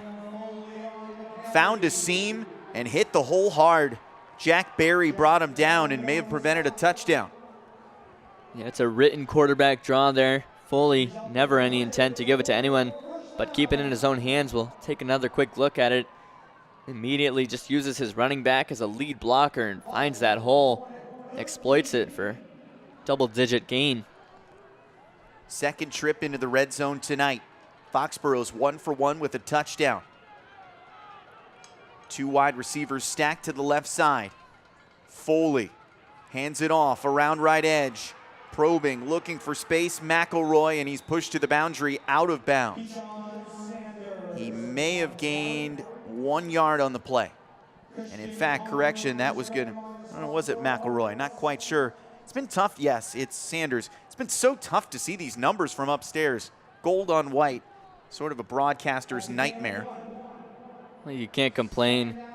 You know, you're doing a game at Fenway Park and one of 4 high school football games going on here. So rarely do you call a high school football game from this far away. We're in a luxury suite, first base side. Looking down at what's typically the infield here at Fenway Park. Double handoff, minimal gain. Maybe 1 on the play. Good play design, but sniffed out by Mansfield as Durba rolled forward as far as he could. Yeah, Foxborough just trying to do anything they can to throw off the Mansfield defense. We talked about how Coach Redding really admired the defensive job that Coach Martinelli does on the Foxborough side. He's such a defensive genius and always comes up with difficult schemes to go against. Well, he's showing some of his prowess on the offensive side now, dialing up some of these plays to try to give the defense more concerns. Carrigan and Fay to the right. Luong in the backfield. Pressure comes right down Broadway. It's complete at the 10, spun down to the 6. So Luong picks up a couple yards, and that'll bring up 4th down and about 3 yards to go as we reach the end of the 3rd quarter. This could be a very interesting decision with the ball spotted very close to the uprights on that right hash.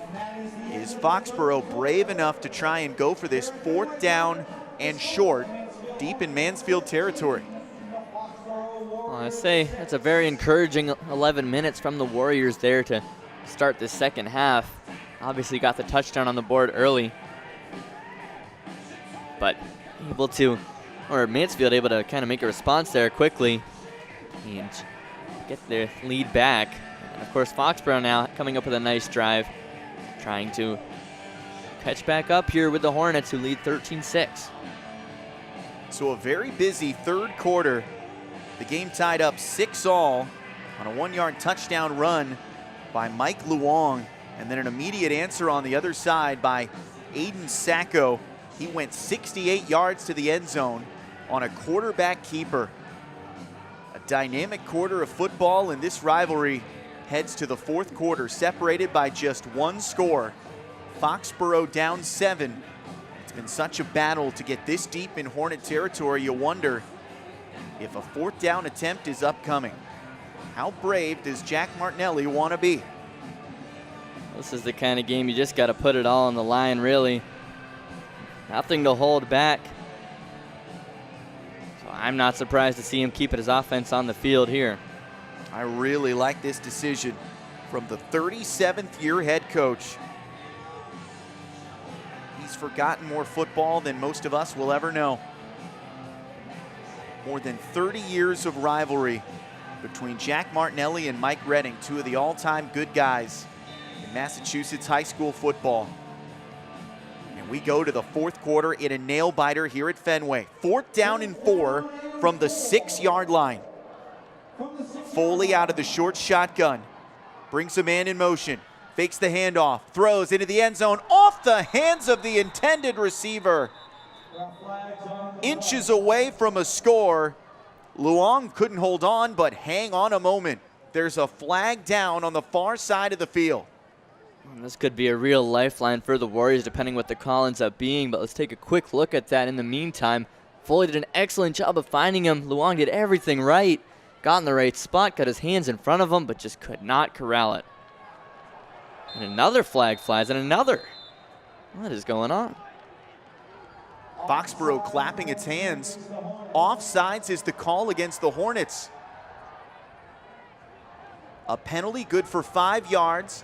That'll give Foxborough the 1st down. And then we saw flags fly in after the offside signal was delivered. So you have to wonder, this might be unsportsmanlike conduct after that borderline decision by this officiating crew. They've had their hands full tonight. Yeah, and both coaches cannot be happy with the discipline on both sides. Both teams have done so much well, but the one thing has just been these penalties that just keep adding up. So offsides and unsportsmanlike conduct assessed to the Hornets with their backs against the goal line. That's why Jack Martinelli rolled the dice and went for it on 4th down. An incomplete pass intended for Mike Luong, but 2 penalties charged to the Hornets set up the Warriors. 1st down and goal from the 1-yard line. The last time they were down here, they went right up the gut. Foley under center, straight up Broadway, he's in! Touchdown Mike Luong, his 2nd goal line dive tonight, and an extra point will tie up this game. Well, Luong's their go-to guy in the red zone, and once again he gets the call. Just dives it in from short range. And how about that from the Warriors? Gutsy call to go for it on 4th down, paid off for them with the penalties called. And just like that, they have an opportunity to tie it up here, but as we saw earlier this half, it's not a guarantee. The extra point, not the easiest thing ever in high school football. Russell Neal, a proven kicker for this Foxborough team, I believe a 3-year varsity kicker. So a long conversation here by Jack Martinelli and his staff. They're going to call timeout and think longer about how they want to handle this. Interesting. But for Luong, now 8 rushing touchdowns this year, 2 of his 8 tonight at historic Fenway Park. Luong creeping towards 700 yards this year on the ground, and he is old reliable deep in the red zone. And once again, that 3-back set, as you saw there, just clearing the way for Luong as the running backs on each side of him kind of converge, almost act as 2 fullbacks. Opens it up for Luong to just fall right into the end zone. A little interesting here. Very rarely see a timeout called in advance of an extra point. So you got to think Foxborough's coming up with something sneaky. Wouldn't be surprised if we're seeing the offense come out and trying to play for the lead here. Certainly is not an easy night to be a field goal kicker. Temperatures hovering right around freezing. And I'll tell you this, Brady. As well as the Foxborough defense has played, you wonder in some ways if Jack Martinelli is thinking, we may not need to touch the ball again if we can plug in 2 points here, take a 14-13 lead, and wither away the fourth quarter. I mean, you're asking a lot of your defense in that case, but I think it's good to be aggressive, especially when you're kind of an underdog as Foxborough is here tonight. Here we go. 3 backs behind Foley, the usual suspects. Foley goes to Luong, follows his blockers, gets a push from behind, surging, driving, legs moving. 2 points for Foxborough. What a play at the goal line. All 11 players working together to give Foxborough its first lead here at Fenway. You said it right, 11 players behind the ball. Luong just churning the legs and just everybody getting behind him. I think we even saw the quarterback Foley come in, give a second push. Just trying to work that pile. And there were a couple opportunities there for the officials to blow their whistles, but well done to let that play develop as the Warriors went to war in that line of scrimmage. I was waiting for a whistle there. Normally in those big scrums, you just hear the whistle go because they assume, 11 guys pushing against 11 guys. It's going to cancel each other out, but credit to Foxborough. That second effort to get Luong into the end zone, and next thing you know, Foxborough taking the lead, 14-13. So far, sticking that narrative, when they win games, they keep their opponents under 14. Mansfield sitting at 13, so we're following that script. But if you're Mansfield, they've won most of their games when they get 20 points or more, so if they can manage another touchdown, things could be looking good historically for them. Of course, when you get into this Thanksgiving rivalry game, pretty much anything is fair game. Well, you said it right. Gill following his blocker up the field. He's got a seam, just the kicker to beat. Gill is gone, but there's a flag. Oh boy. At the 30-yard line. Gill's in the end zone, but this one might be coming back. He was clear. He had a seam to the house and an illegal block that may not have been necessary. We'll bring it back. Wow. I mean, we have to wait for confirmation with the official, but we'll look for it. Again, it's Gill, the playmaker, the man to watch. Making the run out here to the left side. Anthony Comer set such a good block. You can see him looking around. There's nobody downfield. But somebody may have gotten the arms extended and here's the call. Committed an illegal block in the back.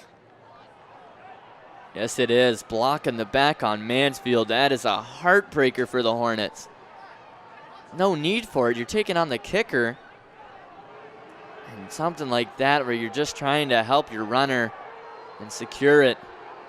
Well, they just showed the replay here at Fenway, and it didn't seem like there was much there. So a critical call goes against Mansfield, and listen to both fan bases come to life.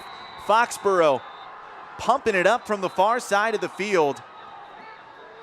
The Mansfield staff under Mike Redding all the way out to the numbers. They can't believe that blocking infraction. And again, we won't comment too extensively on officiating, but we've seen a whole lot of penalties called tonight.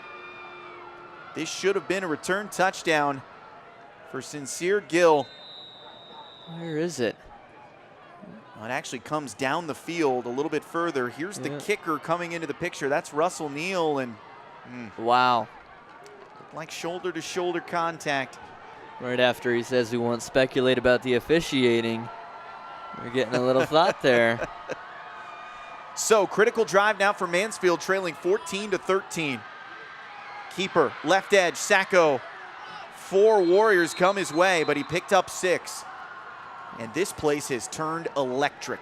This is what the Foxborough-Mansfield rivalry is all about. Yeah, it took a while for these teams to get engaged. Big play after big play. The fans are into it. It's loud here at Fenway. From our vantage point, we can only see empty red, blue, and green seats in front of us, but you know that below us, it's got to be chaotic down there in the fan section. Big turnout for both Mansfield and Foxborough. 2nd down and 5 from the 37. Quick stutter step and go. Connor gets his way upfield. He's got the first down out to the 31-yard line. Christian Connor, a name we haven't said much of here in the second half. He does it all for this team on special teams, offense and defense. Was a big pass catcher for them during the regular season. Right there, he gets the carry, able to make something happen with his legs. As we see it again, finding that seam, able to bounce it outside. Done a good job defensively by a pair of Warrior defenders to meet him.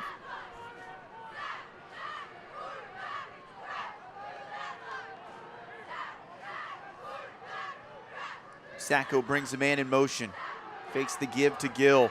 Sidesteps, tumbles forward, picked up about 3 yards. Did well to get downfield when it looked like he may have been dropped for a loss. Had to make a couple moves at the line of scrimmage. Almost seems like Foxborough is just starting to gain an understanding of the Mansfield scheme a little bit, though, on these designed runs for Sacco. He tries to bring him up the middle, does a little bit of hesitation to just find where the hole will develop. But Foxborough does a good job of just keeping everything in front of them and holding Sacco to short gains. 2 touchdowns by Mike Luong, the difference so far for Foxborough. Leading by 1 point, 8:23 to go. Mansfield driving. Second down and long. Gill, designed run. He's got the first down. Stays so patient, trailing his blockers. And then when he sees the hole, he can accelerate with effortless speed. And we are seeing some very hard running from the Hornets. Maybe a little bit of a chip on their shoulder there, feeling hard done by that call on the kickoff return that would have gone for a touchdown. Now you see the likes of Gill and Connor maybe putting that second gear in as they go into these carries. We said early in the game that we've got a snap over the head of Sacco. Mansfield has to fall on top of it back at the 41. And these breaks for Foxborough. And how about Mansfield? Just, you think they're starting to get things going the right direction, and then something like that. Snap just over his head. You're in the shotgun. That's always a risk. You know, maybe the hands are cold, and you're not sure what's happening really, but all of a sudden, you know, snap just ends up over your quarterback, and here we are with the second and forever, it seems. Second down and nearly 30 to go. Ball is spotted just outside the 40. Mansfield has to get down to the 11-yard line. Now a timeout is called. Both teams get a chance to catch their breaths. Don't forget, this drive could have been over before it started. Mansfield got what it believed was a return touchdown from Sincere Gill, who already ripped off a 60-yard run back in the first half.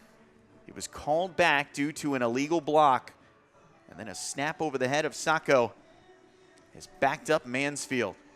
Dominant in the first half, long stretches of possession, but Foxborough's defense, time and time again, made the plays to stay within reach.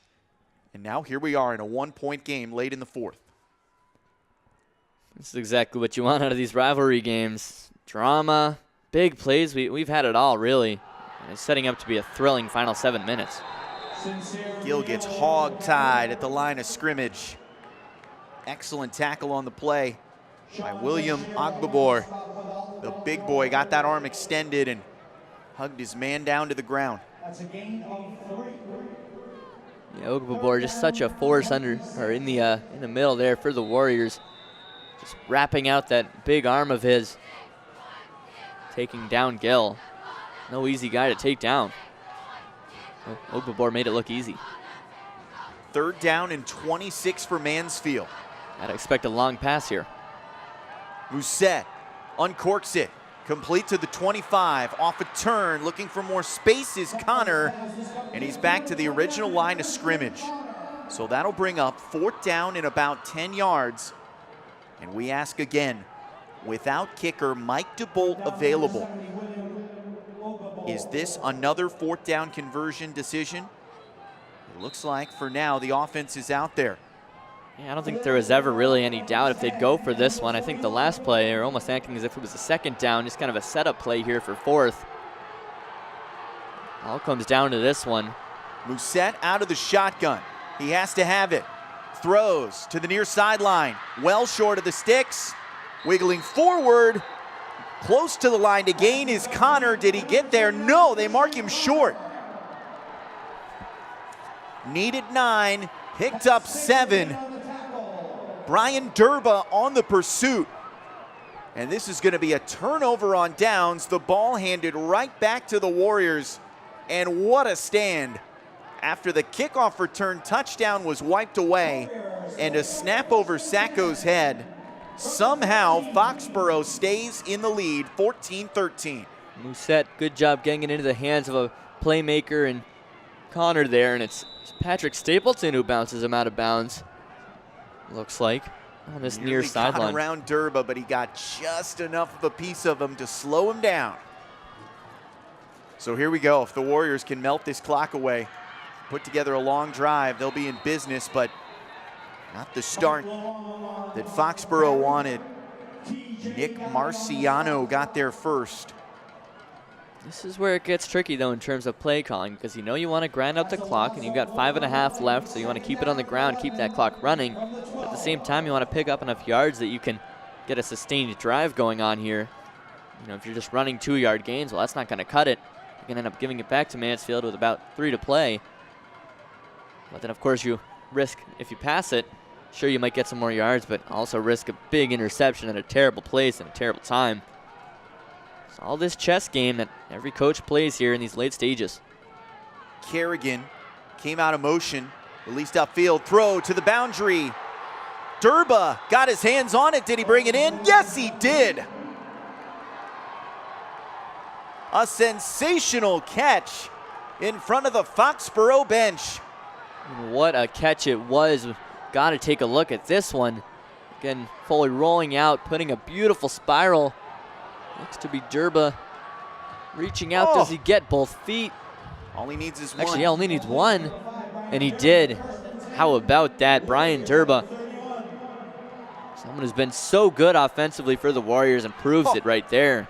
Durba with the dive, but how about the touch pass from Liam Foley to split the coverage? Got to give a lot of credit to Foley.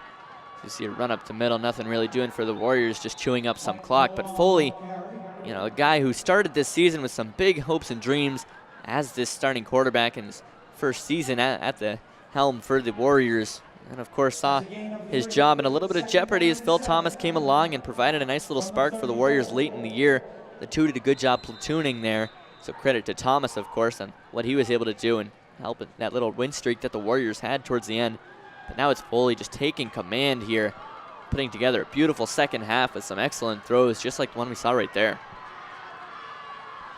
Mansfield has won 9 of the last 11 Thanksgiving meetings against its rival, Foxborough, trying to change that tonight here at Fenway. Ball popped loose, but it was after it hit the ground. Good reliable run there from Shane Carrigan. Maybe Carrigan not really too happy with his night so far. Maybe would have thought that he could have had more receptions, but he's done such a good job on the run game, just providing that second look on these little crossing runs as Foley fakes the draw and then gives it off to Carrigan. And that's all you need, just a good 4-yard gain, keep the clock running. Obviously a timeout taken, so clock had to stop, but that's exactly what Foxborough needs at this stage in the game. Clock stops with 4:01 to go. Foxborough 14, Mansfield 13. And as you said, it'll be a 3rd down and 3 upcoming to try and keep the drive alive for the Warriors. Well, we talked earlier about some of the high points in this rivalry for both coaches. I asked them as well about some of the games that they'll never forget. How about 2006, a 10-0 Mansfield team had to win to get into the Super Bowl playoffs. It was a rainy, windy day at home. A 14-6 heartbreaker, as Mike Redding described it, to be 1 game away from the state title game. He lost a lot of sleep over that one. He credited Jack Martinelli and his team for doing such a great job that year with a top-notch defense and His team just couldn't overcome it. Martinelli trying to pull off the upset here tonight. A Foxborough squad with a losing record, but trying to finish off this season the right way. 3rd down and 3. Mansfield has got to make a stop. Well, this is interesting. Phil Thomas into the game now. Thomas on a design keeper, lowers his shoulder. He's out across the 40. Where will they mark him? This is a big spot here. Line judge comes in, marks him short of the 41. Taking a measure there is Durba, looking along that line, and we're going to need the sticks to decide if this is a first down or not. I think this is really close, Brady. I think so too, and I think if this ends up being 4th down, you got to keep your offense on the field. Just go with a quick quarterback keeper right up the middle, Tom Brady style. But I would expect them to be just short of the chains here, and it looks like they are. Let's call it half a yard short. So, we've seen Jack Martinelli roll the dice a couple times tonight on 4th down. And he came up aces both times, so. It's interesting to see Phil Thomas back into the game here, his first real snaps of the second half. And almost did enough. You have to know that when he's in the field, chances are he's there to run. Came so close. Looks like the Warriors will be sending the offense back out, and it looks like it'll be Foley back behind center. Foley gets his instructions from the sideline. Scampers out to the middle of this temporary football field at Fenway Park. Delivers the play call to the Warriors, who break the huddle for a 4th down and less than a yard. Look at the numbers on the line for Mansfield, a goal line defense. 11 men in the box, misdirection in the backfield. Foley around left edge, can he get there? He's hooked from behind, but he's got the yardage he needs. Wow. How about that? Unbelievable play. Foley went barreling. He needed half a yard, and he just barely got there. The pursuit was great around the edge from Mansfield. Our officials taking a close look, and they're going to call for another measurement. Seemed like a broken play there. He wanted to find, I think it was Sanders with the run. Saw that the play would have been blown up, so tried to break it outside, and did he get the yards? Connor climbed him like a tree, swung that arm around his neck. Here comes the biggest measurement of the night. Look at those Warriors ready to explode if they pick up this first down with 3:25 left. Keep an eye on that spot. Trying to make sure that there's not too much slack there. Foxborough's got the first down. Wow, what a half for Foley. He's done it all really with his arm and now with his legs. Oh, what a great shot from our crew, looking right down that line to gain. Foley extended the football, and I think the officials got the spot just right on that play. I think so too, about the 41.5-yard line. Just enough for that first down. 3 minutes, just about 3:20 seconds now. I'll tell you what, Foxborough has got to feel like everything's going right here in the second half. They trailed 6-0 entering the third quarter. Some calls, some plays, some brave execution by the Warriors. They have earned this 1-point lead. Handoff, nearly bobbled in the backfield. Mansfield fills it up and throws him down. That play took a long time to develop, and the Hornets jumped all over it. If you're Mansfield, you still have plenty of time here. Just under 3 minutes, they take a timeout to stop the clock, but you need a stop here. As that play results in a loss of 1, we'll see it. Foley giving the handoff, like you said, bobbled a little bit. Keyshawn Sanders did well to corral that ball. So Mansfield takes a timeout. Our scoreboard here at Fenway showing that they still have 3 of their 5 timeouts remaining. 2:53 remaining on the game clock. Loss of 1 on the play, so that'll bring up 2nd down and 11. A rivalry that lasts 365 days a year. Two schools that just don't like each other. but they sure love playing against each other. Liam Foley has guided this offense for most of the night. But Phil Thomas came in during that clutch opportunity, backed up in the Warriors half of the field. This is Foley now in a bunch tight set. A lot of bodies inside the hashes. It goes around left edge to Carrigan. Wiggles his way forward, and we'll call that a gain of 2 yards. Clock is stopped again. Mansfield will take another timeout. That should be 1 remaining now. And the Mansfield defense doing a good job of just being relentless. I think it's easy to get down on yourself when you see such a close decision in that 4th down run from Foley go against you in the way it did for Mansfield. But they've been airtight in these last 2 plays. Now it's a 3rd and 9 for Foxborough. Got to expect a pass here. See a look at that one. Again, one of these kind of sweep plays for Carrigan. Get it in the hands of the playmaker. That's what it's all about. But wrapped up almost instantly by the Hornets. Number 21, Jack Berry, wide receiver and safety senior here in his last game as a Mansfield Hornet. Able to come up with the big tackle there. This game's been a whole lot of fun to watch here in the second half. Foxborough outscoring Mansfield 14-7 since halftime. 2 touchdowns by Mike Luong and a 2-point conversion on the goal line as well. Luong just kept his legs churning from 2 yards out. Got a great push from seemingly every Warrior on the field. And look at the Foxborough cheerleaders. They know that their home team is just 2 minutes and 46 seconds away from spoiling the end of this Mansfield season. A Hornets squad that has been decimated by injuries and illness. Still no excuses, though, from Mike Redding and his staff. And you wonder if Jack Martinelli might be closing in on one of the most memorable wins in his 37-year career here at Foxborough. He points often to that 2006 victory. He remembers it vividly.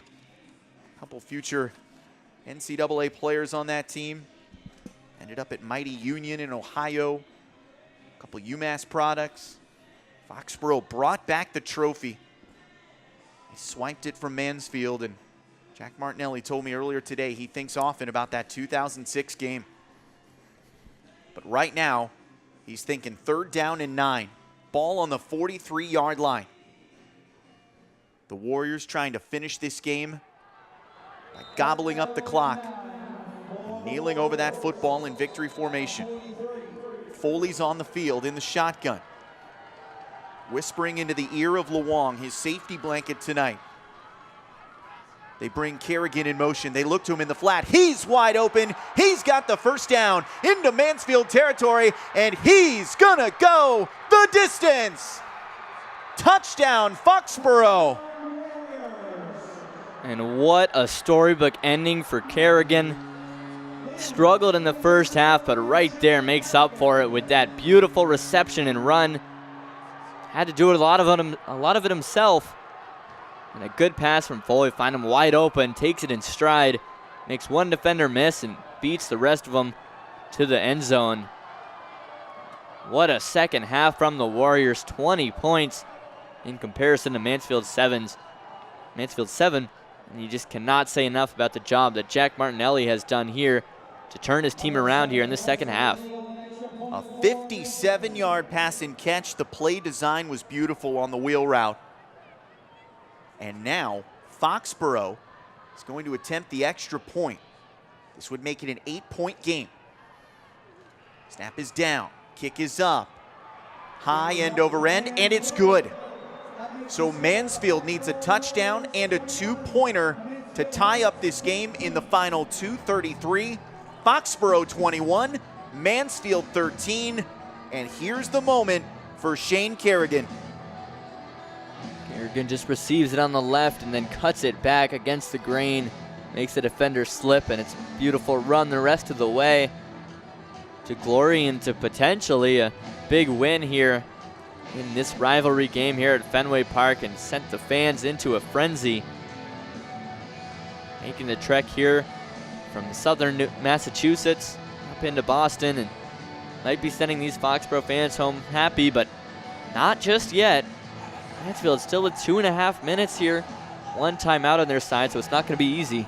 And look at that, 15 points in the fourth quarter for Foxborough, shown on that Fenway Park hand-operated scoreboard. A sight unlike anything else in high school football.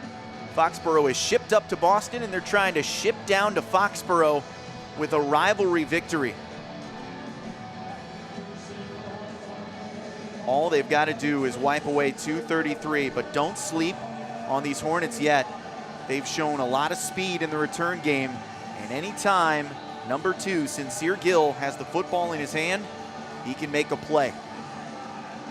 So it's critical now for the Foxborough coverage team to snuff out this kick return. Don't forget, Gill took the last kick he saw into the end zone. It was called back on a block in the back. Short squib kick. It bounced off a Hornet. Do the Foxborough Warriors have it? Waiting for a call. It looks like a battle for the football. Wrestled away at the last second by James Stamatos. A conversation here. Waiting for an official signal. Hornets arguing their case. This could get messy here, folks. Foxborough ended up with the ball, but Mansfield thinking they had it. That's the referee deciding. Walking into the secondary. He's awarded the football to Foxborough. The Warriors are sending their offense onto the field. Let's see it. Excellent squib kick there to get it to bounce just right off the player. Oh, and that's exactly what you're trying to do on that squib play, is expose one of the up men. No, they're going to say it's Mansfield's ball. Wow, and Foxborough's a mess right now defensively. Complete confusion trying to get the right personnel out there, and it's dropped at the line of scrimmage. What a missed opportunity for Mansfield. Foxborough had no idea. The Warriors were celebrating. They thought in a lot of ways that this game may have been over. Well, you see here, can't really see it from that angle, but Foxborough just a mess of confusion on the other side of the ball. But then you go short on a screen pass. I'd like to see a shot there. I'm amazed by some of these special teams plays that have completely flipped the script here in the second half. That pass was way over the head of the intended target. Musette missed it. And that's going to bring up 3rd down and 10. So, controversial calls aside, all the Warriors need here is to force 4 and out, and they can try to take this game across the finish line. We sure have had it all here. Wow. I think we've taken a few years off some of these fans, players, and coaches' lives. A game no one here will ever forget. Musette has to throw. It is deflected and caught.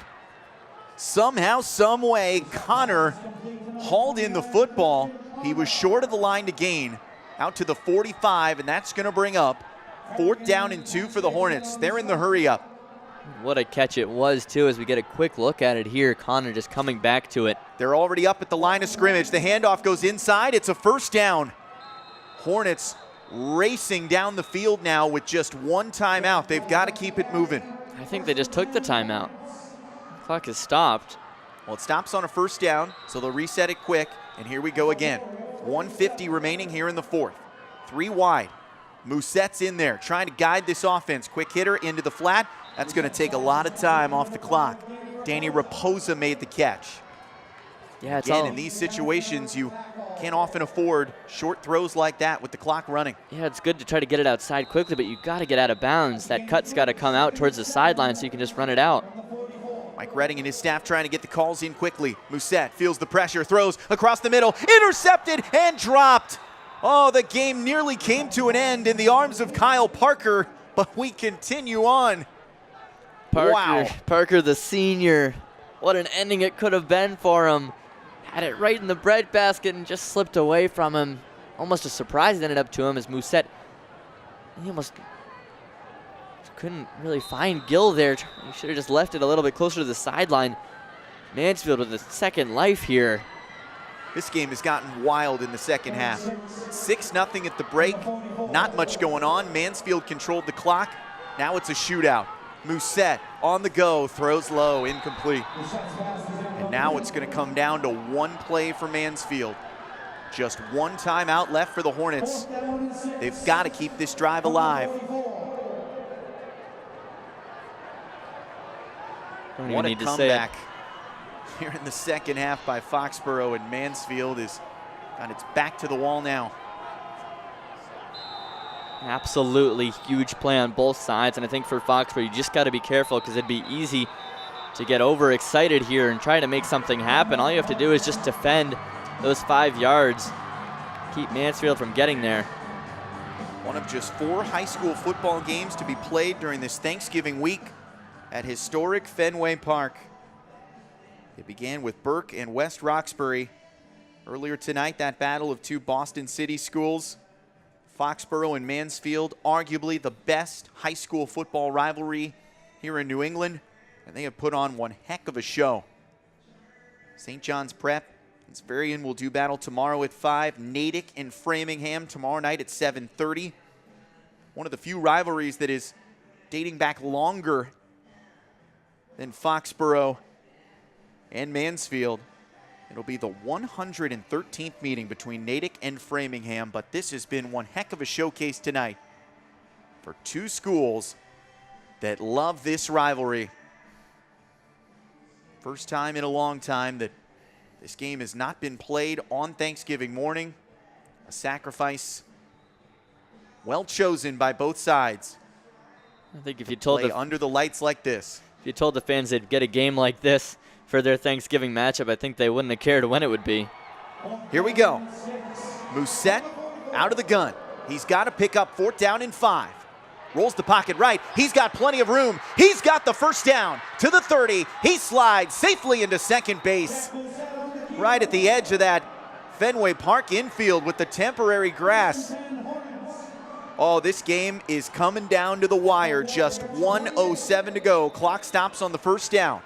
4 wide. They'll give it up the gut. Wrap tackle from behind at the 22-yard line. Good pursuit that time from Anton George, who grabbed a fumble back in the second quarter. Mousset trying to keep this pace. No timeouts left for Mansfield. 43 seconds to go. Down into the flat. Connor trying to make a man miss. He reaches forward. He's short of the first down. That'll bring up 3rd down and 1. Clock runs, 32 seconds left. Foxborough trying to hold on to this 8-point lead. 3rd and 1, up the middle. First down, inside the 10. What a dive. Joe Plath, who had a 5-yard touchdown in the first half. Clock stops, 20 seconds left. Mansfield is gonna spike this into the ground. 1 second. Erased off the clock, 19 seconds remaining, and hold your breath, Brady Gardner. This is going to come down to a goal line stand to decide if this game goes into overtime. I mean, what a fitting end it's going to be here.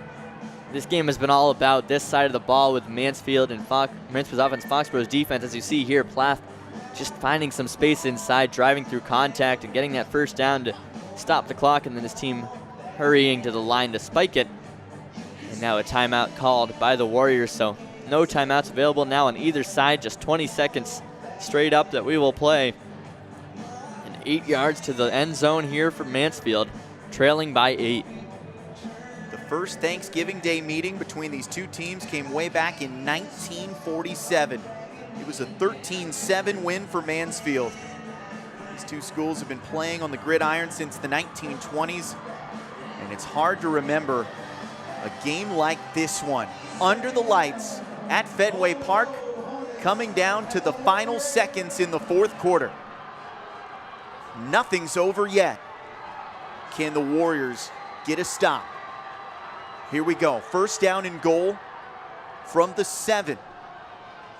Now we'll get an official's timeout here as our referee tries to figure out. They'll have to change the down marker on the near side because they did clock it. Maybe they didn't have to because Foxborough took a timeout, actually. Okay, so we get the clarification. No timeouts on either side. Mousset looks to the end zone. He throws into the hands of Gill, and he dropped it. Deflected in coverage by the Warriors. Kyle Parker did just enough to divert the path of that football, but you take another look, Gill nearly hauled it in anyway. Oh my gosh, Kyle Parker almost did everything right, getting in the way of it, getting a fingertip to it, and somehow ended up in the hands of Gill, who just could not corral it as he went to the ground. He's been such a dynamic player for Mansfield all game and frankly all season. It would not have been any surprise to see him come up with the big touchdown, but was not to be on that play. 14 seconds left. Second down and goal from the 7-yard line. Mousset shakes off the pressure. He tucks it, angling toward the sideline. They mark him out of bounds inside the 5. Clock stops with 7 seconds left. And you got to think that's just enough time to run 2 plays 5 yards out. Yeah, and you got to do it quickly too. It's going to have to be quick plays, but what a job by Mousset, trying to just make something happen with his legs, and a bit fortunate to be called to get out of bounds there, as he might have kind of tumbled there in bounds, but the referees gave him the benefit of the doubt. So 7 seconds left. Clock has stopped, gives him an opportunity to set his team up in the huddle. Take a little breather here. 3rd down and 5 to go into the end zone. 3 wideouts to the right. Mousset, the throwing option in at quarterback. To the back corner. It's deflected and caught in the end zone. Christian Connor gets the touchdown with 2 seconds left. Another deflected pass, this time hauled in by the Hornets, and it's a 2-point conversion away from a tie game. You had to know it would come on a weird play, as Mousset's throw goes through the hands, or off the hands of Gill, and then into the hands of Connor. It's such an unlucky break for the Warriors, but Mansfield's had such a fantastic drive here in this last 2.5 minutes. Have to say that they deserve to find the end zone. 2 seconds left. It's not really going to matter, because this extra point will be played as long as it needs to be. I'll tell you what, I've covered high school, college, and professional football all across this country. I can't remember a finish as wild as this. The calls, the deflections, the near turnovers, the controversy, the passion, and it all comes down to this 2-point conversion. Can Mansfield force overtime against Foxboro? Fenway Park is alive. Sacco in at quarterback. He gives to Gill. He's in! Mansfield 21, Foxboro 21. But hang on to your hats. There's still 2 seconds left, and Mansfield is going to have to kick the ball away. Based on the special teams plays we've seen tonight, it's not over till the final whistle blows. Yeah, it's a real shame for the Warriors, but what a job by Mansfield. You see this touchdown here as Gill trying to make the unbelievable catch. Didn't realize Connor was right behind him, and ultimately ends up in the hands of Connor. Corrals it nicely as he goes to the ground, but I have to say with Foxborough, they've done such a good job defensively all game long. They've got to the red zone, or Mansfield has, but Foxborough wasn't able to stand them up just enough. But this bend, don't break defense was bound to break at some point. And as you see, this 2-point conversion as Gill, relatively uncontested, finds his way into the end zone.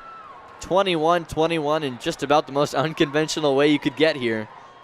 And looks like we might be headed to overtime. Mike Redding has got to be thrilled with that 2-minute offense by his Hornets squad. Great play designs down along the goal line, especially bringing Sacco, the converted running back turned quarterback. You have to respect him and stay at home if you're a linebacker. And that opened up the running lane for the galloping Sincere Gill. That's exactly right. So 2 seconds left and a kickoff that the Hornets are just going to try to angle towards somebody wearing a Warriors uniform, get the clock started, and finish off this game. It'll come off the foot of Nico Holmes. He drives it low, right down the middle. Quick knee taken there. Great play by the up man, Phil Thomas, to stop the clock with 1 second left. Outstanding understanding of the game, and you have to expect that from a guy who's played wide out, quarterback. He's played in the secondary, and you can see why he's one of the upperclassmen leaders on this team. So one more play for Foxborough, and we'll see what they can draw up here. Maybe Jack Martinelli's got one more trick play in his pocket. William Foley, as good an arm as he has, there are very few quarterbacks at any level that can heave the ball 75 yards into the end zone. Yeah, so it's kneel formation. That's what they're going to do. No reason to get crazy here. And the Warriors will take it to overtime. Foxborough 21, Mansfield 21.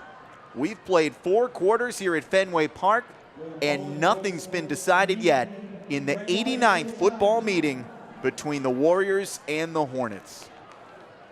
Oh my gosh, everybody take a deep breath. Those were crazy final 22 minutes of this one.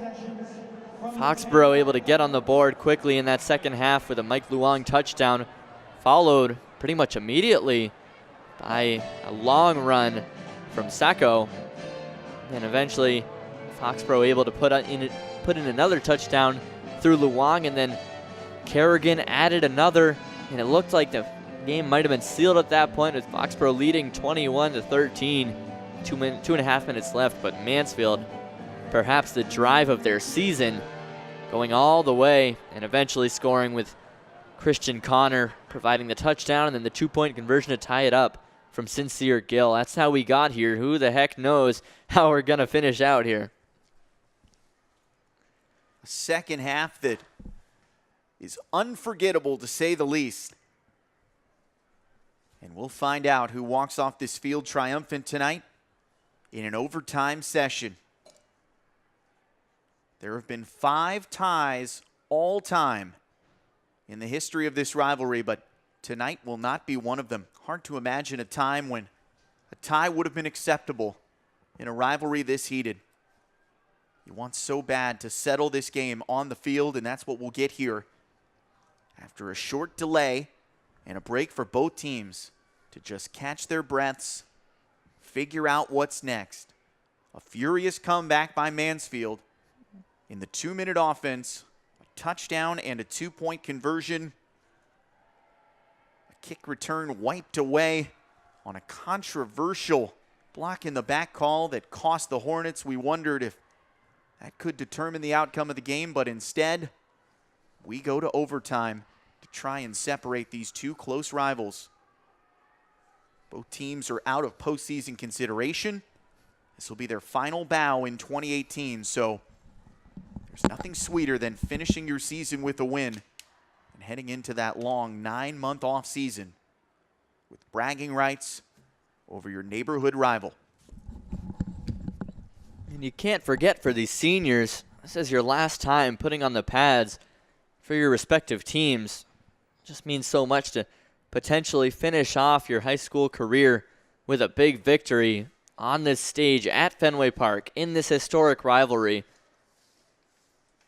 And we should have known that Mansfield was going to make it noisy in the fourth quarter.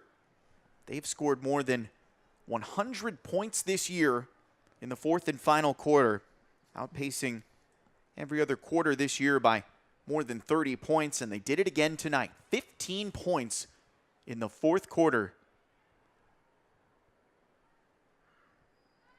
So now we go to the coin flip.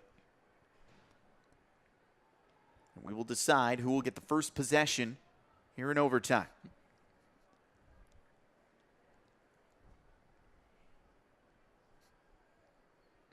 It's the pair of quarterbacks with Foley and Sacco. Actually, Sacco kind of took a seat there in that last drive as Musette was the go-to guy behind center there for the Hornets in that big game-tying drive. But these are the two playmakers. That was, by the way. Executed some perfect touch passes. A couple deflected, but his receivers followed the ball and made the decisive touchdown catch. Getting a long explanation here from our officials who have had their hands full tonight to say the least. They've done their best to keep this game within reason between two teams that have been showing a lot of emotion, but in a lot of ways here, a lot of the heat has melted off from that final drive for Mansfield. You've got to think this is an advantage for Foxboro. A lot of that momentum's been wiped away here with all this preamble before overtime. Yeah, that's right. You almost wish that the fourth quarter had been a couple minutes longer. Such great atmosphere here at Fenway Park, and the fans who made the journey here into Boston. And a little bit of the life sucked out of the stadium right now as we prepare for overtime, and really a stage that neither team is all that familiar with, as you see both coaches in there getting the explanations along with their captains. Interesting to see that. Well, your guess is as good as mine as to any potential technicalities that may be the case here in overtime. But I figure when we see a team swarm the field, that's when we'll know. Gettysburg Address was shorter than this huddle to take us into overtime. Both teams itching to get back out on the field, and you see the intensity from Mike Redding there. Jack Martinelli out on the field as well. Both coaches want so badly. You can see it all in the facial expression of Redding. Obviously, with his back to us, Martinelli can't really tell what he's saying, but kind of a more subdued character. Redding, you can tell he just wants to get this thing underway, figure out the details later. So now it looks like we might finally get a coin toss here. I'd hope so at some point. A couple more wrinkles on the faces of Martinelli and Redding after this night at Fenway. You can see the breath steaming from everyone. Temperatures dipping down below 30 degrees. Luckily, things have stayed dry. A little rain and snow in the build-up to this game, but it's done nothing to cool off this rivalry. So after all that, the Warriors will huddle on the far side of the field, and it looks like Foxboro will go on offense first. So advantage to Mansfield. In the overtime scenario, think about it like the top and bottom half of innings in a baseball game. The visiting team will go first here, and Mansfield will get an opportunity to see how many points they need to either tie or win the game. The ball will be spotted first down and goal at the 10-yard line. At the very least, the Warriors need 3 points on this possession, but of course, they would prefer 7 to put the pressure on Mansfield. 21-21 the score. We're set for the first possession of overtime here at Fenway Park. This historic baseball site, now the home to one of the best high school football rivalries in New England. Phil Thomas under center. Double pitch, out of the backfield. Carrigan throws it, end zone, out of bounds. Connected with his target, Phil Thomas, who after all that broke along the boundary and came open for a moment, but good pressure by Mansfield to disrupt that play in the secondary just enough. Yeah, it's the play you've seen sometimes in the NFL, kind of dubbed the Philly special now for reasons New England fans don't like to really talk about. But Thomas just trying to make the quick pass over to Jerba, or I believe it was Carrigan, and try to run towards the corner there, catch the defense off guard, not expecting the quarterback to be running at him. But it looked like the defense was there, ready for it. And now the Mansfield team hyping their fans up, getting the atmosphere back and going here at Fenway Park. Foley feels the pressure, throws it up to the end zone, batted and incomplete. Connor had a chance to try and pick that out of the air. It was over the head of the intended receiver, and that'll bring up third down and goal from the 10. I think that might have been Rob Fay there, and it almost looked like Foley could have just gone with one of those low lasers he's thrown before. Instead tried to kind of float it in there. Oh boy. And it looked like his guy might have had the corner. Had he just zipped it in at a low angle. When you're on the run like that, you want so badly to make that throw as hard as you can. You don't want to leave it short. Defense, the chant for Mansfield. Foley shakes it off, throws it up, caught! Touchdown Foxboro! Brian Durba, his first score of the night. Advantage Foxboro here in the top half of the first overtime.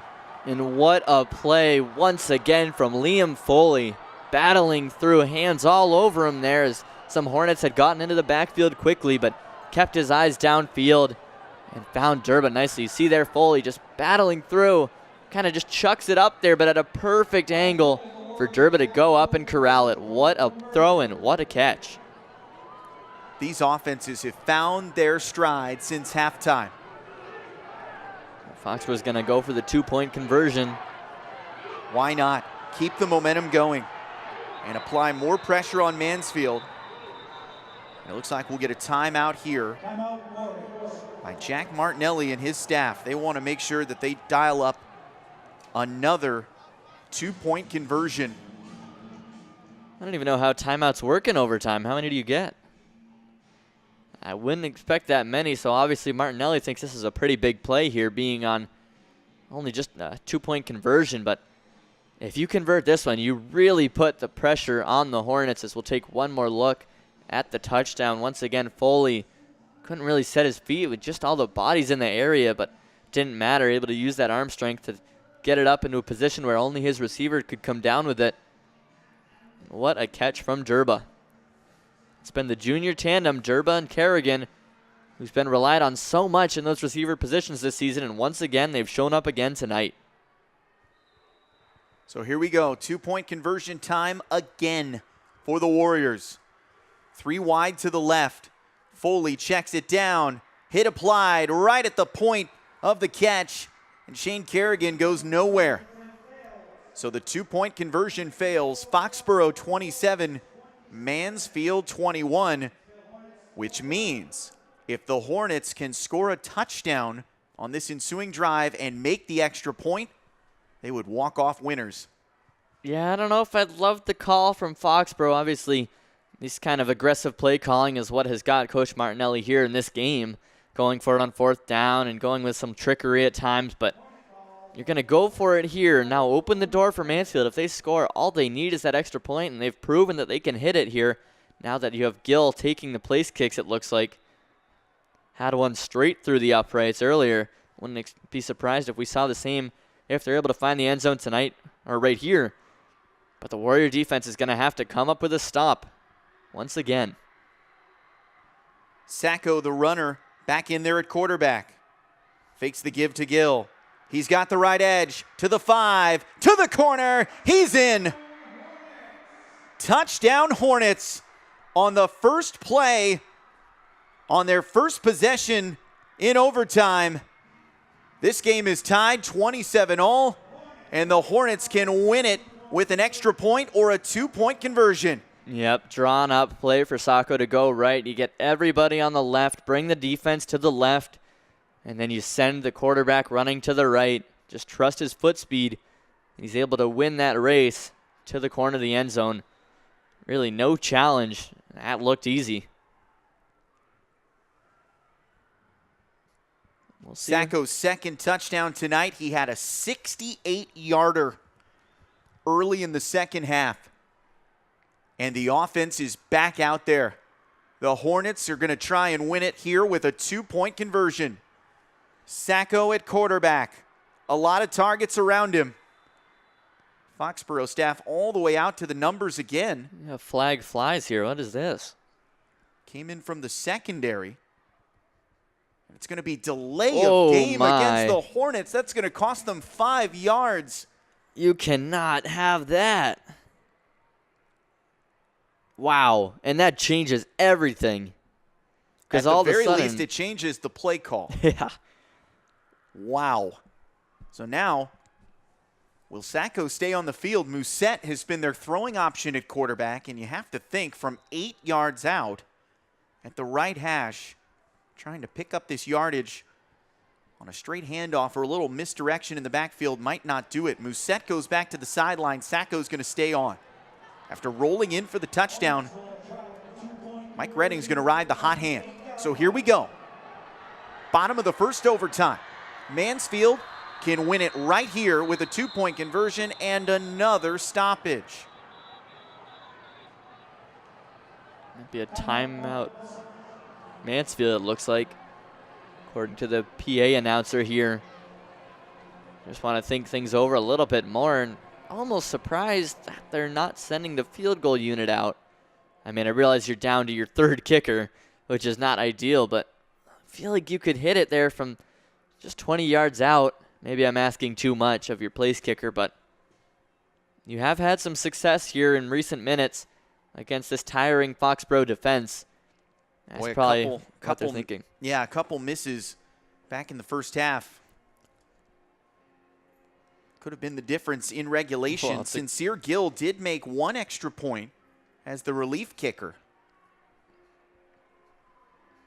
This thing has been wild ever since we came back from halftime. So a 2-point conversion can win it for Mansfield in overtime. Foxborough looking for another stop on defense.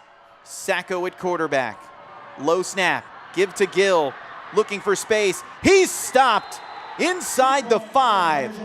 And this game continues. And you have to wonder if they don't get that 5-yard delay of game penalty, how does that play out? Because Gill got a good chunk there, but not enough. Would he have had it if they didn't have that penalty? Let's see it again. Gill with the run up the middle. Just a little draw there out of the shotgun formation and ends up a good 4 or 5 yards short. That's just a lot to ask from 8 yards out. As good as Gill has been, as elusive and slippery, that's a tough play when everyone in the stadium knows a run is coming with Sacco at quarterback. So, a touchdown for both teams and a failed 2-point conversion for both teams. Just nothing to separate them, frankly. We've seen the same things. We've seen bad penalties on both sides. We've seen big plays on both sides. We've seen missed opportunities. We've seen made opportunities. These teams are as close as you can get here in this game. And we're going to switch sides now as overtime goes. And it looks like we have a Mansfield player down on the field. Gill was getting stretched out. Yeah. He'd been worried about some cramps there, but he pops right back up and he's going to stay in the game. That's absolutely critical for the Hornets, who now go right back on offense. So Foxborough will get the chance to walk it off in the bottom of the second overtime. Right. We love using those baseball metaphors. I could tell. Here at Fenway Park, 27-all. Let's hope it doesn't go as long as Game 3 of the World Series. Wow, we're throwing them all in. But yeah, this is one of those quirky things about high school overtimes. It's almost like the snake draft you see sometimes. As now it's going to be Mansfield and then Foxborough after it was just Foxborough and Mansfield. Here we go, first down. Joe Plath takes the handoff. He plows ahead, reaches down to the 6-yard line. Ball popped loose late. The ground caused the fumble, so Mansfield keeps possession. Boy, that was a chance for Brian Durba. He thought for a second he may have been the hero to force the turnover. Yeah, Plath, their red zone runner. Just unable to get through the crowd on that one. You can tell what the emphasis is for Foxborough. Get as many guys in there for that run defense down the middle as possible. Not too concerned about the passing options on the outsides, willing to go one-on-one out there. Musette led the game-tying drive, but here's Sacco. Fakes the give, looking for room. He's pushed out of bounds after a 2-yard loss. Great chase by the Warriors that time. It's good. Like it was Shane Carrigan again. He's been busy on both sides of the ball. It's a good adjustment from Foxborough because that's a very similar play to the one that Sacco scored on their last offensive possession. Right there, Sacco tries to cut it outside, and you see the secondary from Foxborough immediately leave their guys and go over to push the runner out of bounds. Brings it third down and just about 6. Tied after 1 overtime. We're in the top of the second. Sacco pulls the man in motion. Gives it right away. What a tackle along the line of scrimmage. The Warriors stacked the pads. Hunter Williams, one of those defensive captains, made the stop, and we've got a Hornet down in the middle of the park. In fact, a couple Hornets look slow on this play. Christian Connor, I think, may have contacted TJ Guy, the big lineman. And you see both of them maybe feeling it a little bit there. This is kind of where that fatigue sets in a little bit. It's a cold night, maybe muscles starting to cramp up. But you know, if you're a player, you're not really thinking about that right now. You're not worried about how you're going to feel tomorrow, because a win would make everything feel fine. The ultimate medicine at this point. Final game of the season. Nothing left in the tank for either team until they meet again 1 year from now. So 4th down and goal from the 6-yard line. Foxborough awaiting its possession here in the second overtime. And now we'll get another timeout called. Each team gets 1 timeout in each overtime period. Well, you make the baseball references. This is starting to feel like the late innings of a baseball game. Seems like every decision is just hyper-analyzed and looked at from every possible angle. It's like a mound visit, really, all these timeouts. Just trying to think about how you want to attack the opposition.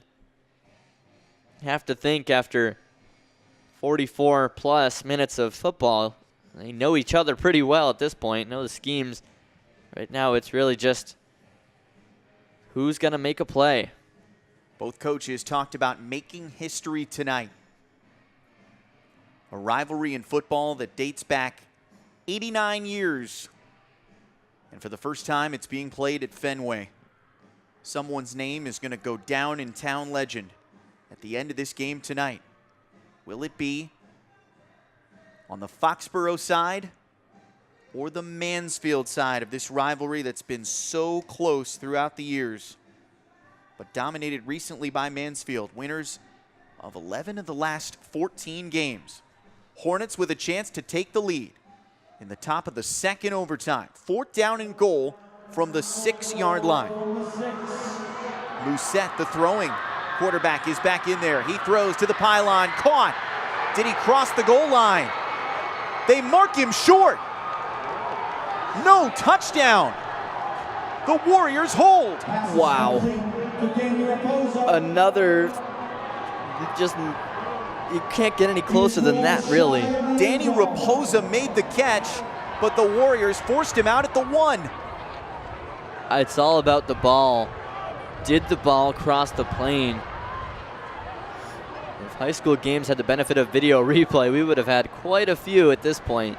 And could the name Shane Carrigan go down in the history books with that one-on-one tackle at the goal line? Oh so my. Now the Warriors can win it with a touchdown or a field goal. They're 10 yards away from surviving this struggle in overtime. Foley, straight up the middle, nothing there. Conservative play call on 1st down, a straight dive play. Well, Foxborough has the upper hand now. They don't need an extra point. They don't even need a 2-point conversion. They just need to find a way to put the ball in the end zone. Or they could even kick it here if they end up on a 4th down and they think they're close enough. Well, you have to think, even if you're not that confident as a Foxborough coach, you might just opt for the field goal just to try and win it and walk it out of here. They don't even want to get that far, though. They want to finish it here. Heavy set. Foley goes to Luong. Rolling forward, gets a push. Down to the 6. Mike Luong with 2 touchdowns already tonight. He's been a bulldozer down in this red zone. So that'll bring up 3rd down and goal from the 6-yard line. Hang on to your hats. The Warriors can win it right here. Complete line change here. I've seen 7 different Warriors enter the game. Boy, these are the big boys coming in now. They want the heavy set. This is the all-buffet team coming in. And it looks like they're going to attempt the field goal right now. On a 3rd down. Phil Thomas, the holder. Foxborough coach is barreling down the sideline trying to get the timeout called, and they finally do. So, quite a decision after Foxborough left its kicker on the sideline. Following a score in the top of the first overtime, they bring senior kicker Russell Neal out to attempt what would be the biggest kick of his football life. And probably the last one. I mean, what a story it could be for him. Not going to talk about it too much, don't want to jinx him, but. A game that has been soured at times tonight by a lack of execution in the kicking game could come down to one field goal in overtime for an unforgettable win. That's right. It looks like Neal is going to stay out there. So you call the field goal on 3rd down just in case something goes wrong.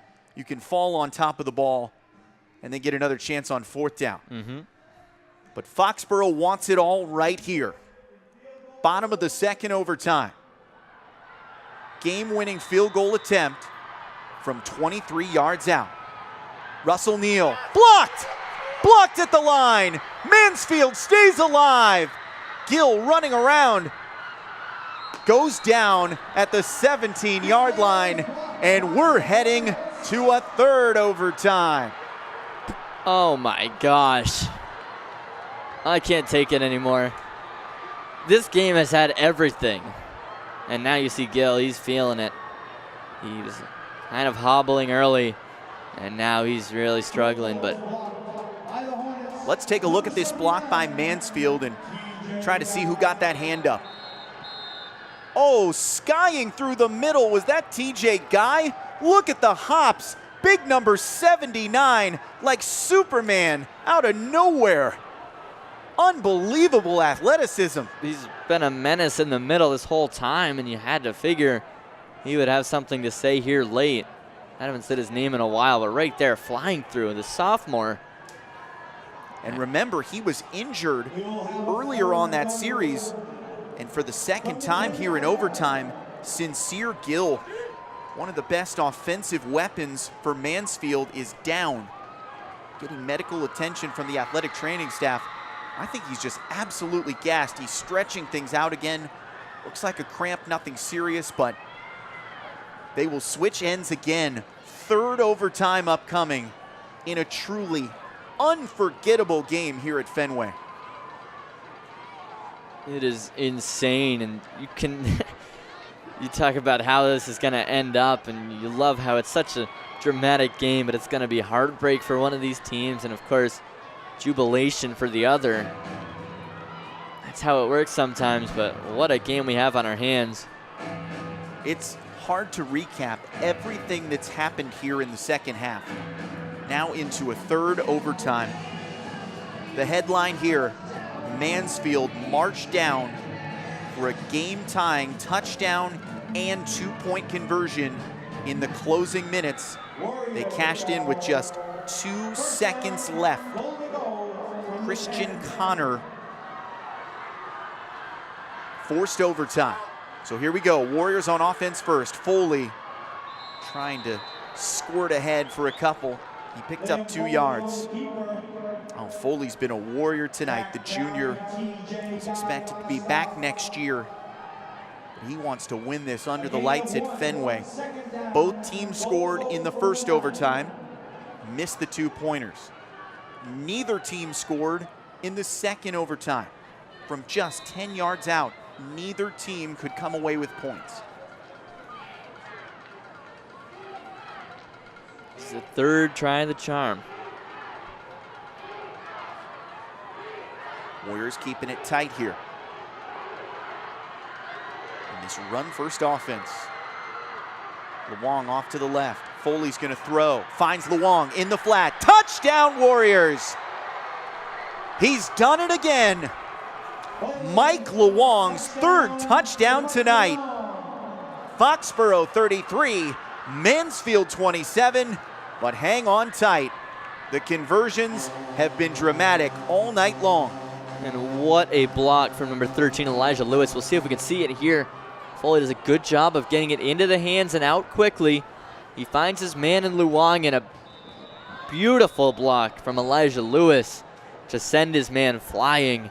And that clears the space for Luong to trot into the end zone. But as you said, it's far from over. A great, clean block by Lewis. 2-point conversion. To clear the runway for Luong. So now, 2-point conversion again. Timeout Foxborough. One taken by Liam Foley, so starting to really call the shots there is the quarterback, but he deserves that kind of responsibility. Been so good here down the stretch for the Warriors. Again, had a big role to play in those 3 wins they had in their last 4 games of the season. And now here they are trying to finish off what would be a legendary win over Mansfield. All of a sudden we're up to 33-27 for a score. This game finished 21-21. One of the most bizarre, exciting, stunning football games I've ever seen at any level. Only in a rivalry like this one. The emotion, the excitement. Mansfield is still going to get another shot. Don't forget, we're in the top of the 3rd overtime. Foxborough just trying to pad this lead and make the test a little tougher for the Hornets. So here we go. 2-point conversion from the 3-yard line. Foley's got Luong offset to his right. Rolls the pocket, looks, throws, caught! 2 points for Foxborough. Rob Fay hauls it in. Foxborough in front by 8. Once again, Rob Fay popping up when they need him. It's been kind of quiet this game, but right there, no better time for him to make a big catch. Once again, Foley rolling to the right. He's done that a lot tonight, throwing across his body, which isn't ideal, but when you got a big wide receiver like Fay there and not too much to lose from it, you can afford to do that kind of thing, and the senior goes up and makes a play. He knew he had the mismatch in coverage. Sacco, the DB, just 5'11". Rob Fay, the wideout, 6'3". Aiden Sacco, what a workhorse he is on both sides of the ball for Mansfield, and wouldn't be surprised if he's a central part here of this attempt at a game-tying series here for the Hornets.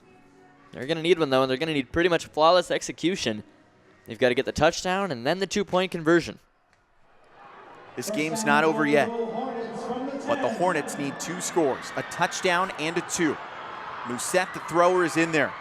Gill takes it between the hashes, picks up 2. That'll make things a little bit easier on 2nd down and goal from the 8. Gill has done everything tonight. A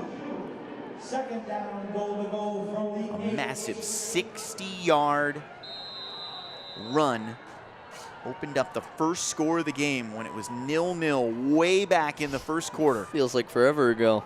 Unbelievable. And then he had the 2-point conversion to take us into overtime. 2nd and goal from the 8. Sacco lined up here. Out of the gun. The thrower's going to keep it on the run. And he slides down to the 4. You see Sacco as a near side wide receiver now. He's been in the backfield as a running back. He's taken the snaps as quarterback. Now he's outside as a wide receiver. The guy makes plays wherever he is. But that one, a designed run for Musette. But they've got their work cut out for them here. They've got 3 yards and 3rd down against a Foxborough defense that has not given up easily tonight. Musette surveying that defense. 3rd down and goal from the 3. High snap, juggled, Gill, he's got the corner, touchdown. Gill's been slowed by injuries here in overtime, but he gets upright and into the house for 6 more. Credit to him because he has taken a beating. I'd love to see the amount of touches he's had tonight. It's got to be into the 30s. Do it all. Really? Running, catching, kick returning, and now Foxborough can still win it right here. Just need one play.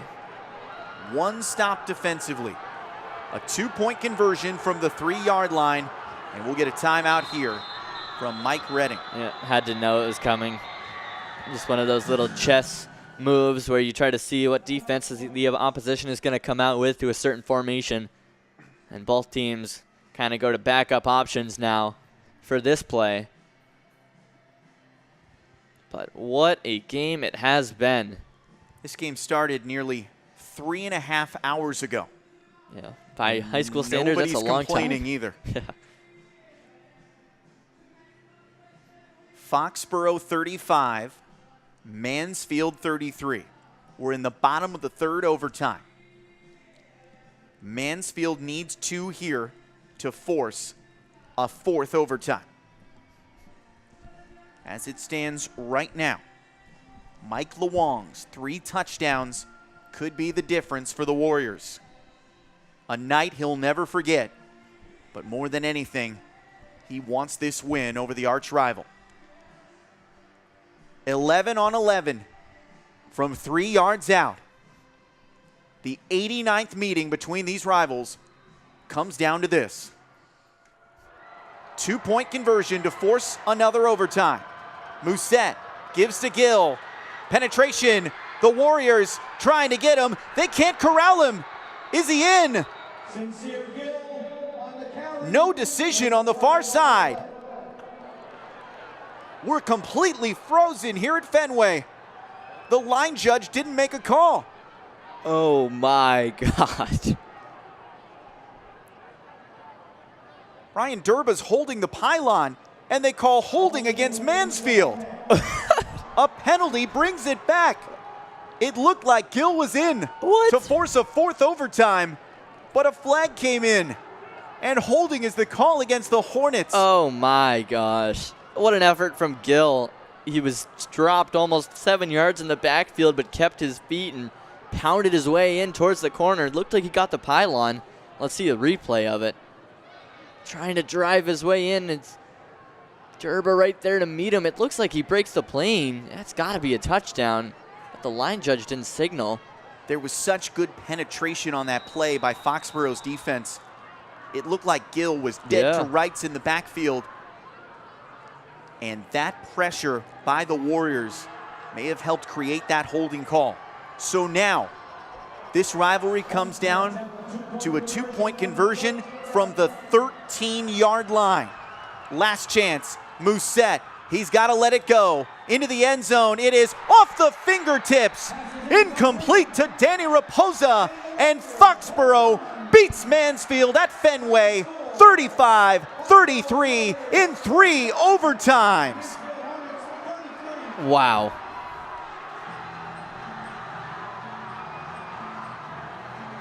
That close. And Foxborough goes wild, celebrating with the student section downstairs. A hard-fought victory for the ages, and one that the Warriors will never forget. One that neither team will ever forget. When you talk about the history between these teams, almost a century between the two.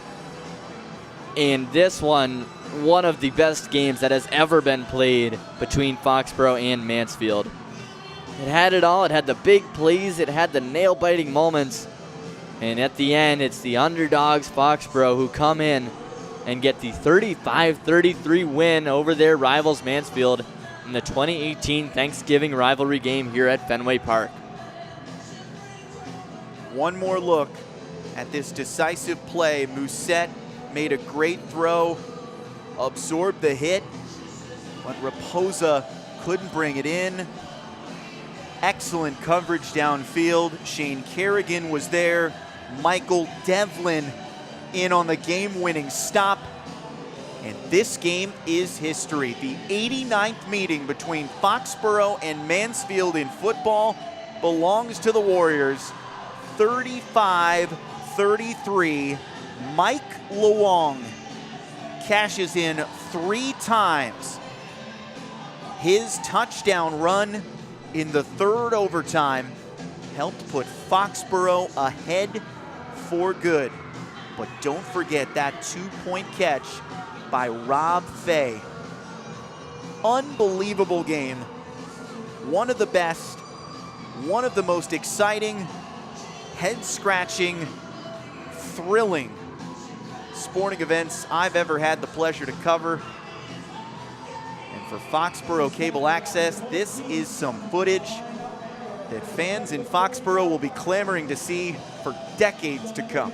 Yeah, this is a game that we're going to hear a lot about, I'm sure, in the coming days, both in local media and probably around Boston, I would guess. Just a special game between these two teams on a special stage. And, of course, hats off to the Hornets. They gave it their all, the likes of Aiden Sacco, and you got Gill, Plath, Musette, so many guys who contributed so much to Mansfield, both in this game and all year long. And, of course, nothing taken away from what they were able to do this year, making it all the way to the Division II South Finals. Of course, an unfortunate loss there to King Philip, and then another one here to Foxborough in this game. So not the way they would have liked to finish their season, but credit to everything that they were able to do, both under Coach Redding and just the team itself. Fantastic effort all year long. And then Foxborough, the storybook ending here, finishing their season 4-5 after starting it 1-6. I think it's quite an accomplishment, and tons of credit to Coach Martinelli for everything he was able to do here with a team that had a lot of question marks going into the year and a lot of question marks halfway through the season.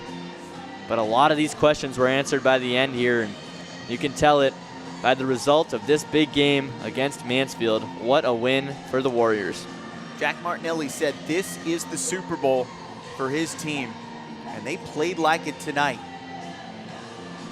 They were dominated in time of possession during the first half. Hard to believe Mansfield led this game 6-0 at halftime, and Foxborough outscores Mansfield 35-7 down the stretch, or should I say 35-27. Any way you slice it, Foxborough came to life offensively in the second half, and both teams gathering around for the post-game festivities. You know how hard this must be for Mansfield, but great sportsmanship shown on both sides. There were tempers flaring in the first half, and this game reached a whole new level after halftime, and hardware being set at midfield over the top of that Harvard-Yale logo. This field has been busy.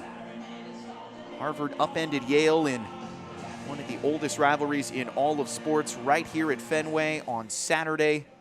This is the second high school game played on this field here tonight. We'll see 2 more tomorrow as St. John's Prep and Severian battle at 5 o'clock. Natick and Framingham will match up in their ancient rivalry for a 113th time. Kind of makes this 89-year rivalry sound a little bit younger between Mansfield and Foxborough, but after talking with both of these coaches for the Hornets and Warriors earlier this week about their most memorable games in this series, I have no doubt that this game will rise to the top of both of their lists for some of the right and some of the wrong reasons. But what a showcase for these two schools and high school athletics overall here in New England. The final score, Foxborough 35, Mansfield 33 in 3 overtimes. Let's go down to the field for the trophy ceremony. Presentation of our Thanksgiving Day trophies.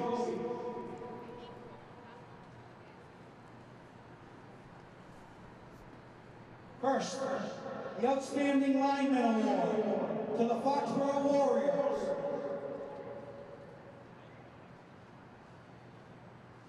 Number 71, Sean Teixeira. On Teixeira, a name we didn't really mention much tonight, but one of those senior leaders for the Warriors, a senior captain who's just done such a great job on that offensive line for Foxborough. Worked so hard, and good for him. For the Mansfield Hornets goes to number 73, Colby Eason. Mansfield with their number 73, Colby Eason, getting it. The senior surely means a lot to him as well. Most valuable player award for the Mansfield Hornets goes to number 34, Joe Platt.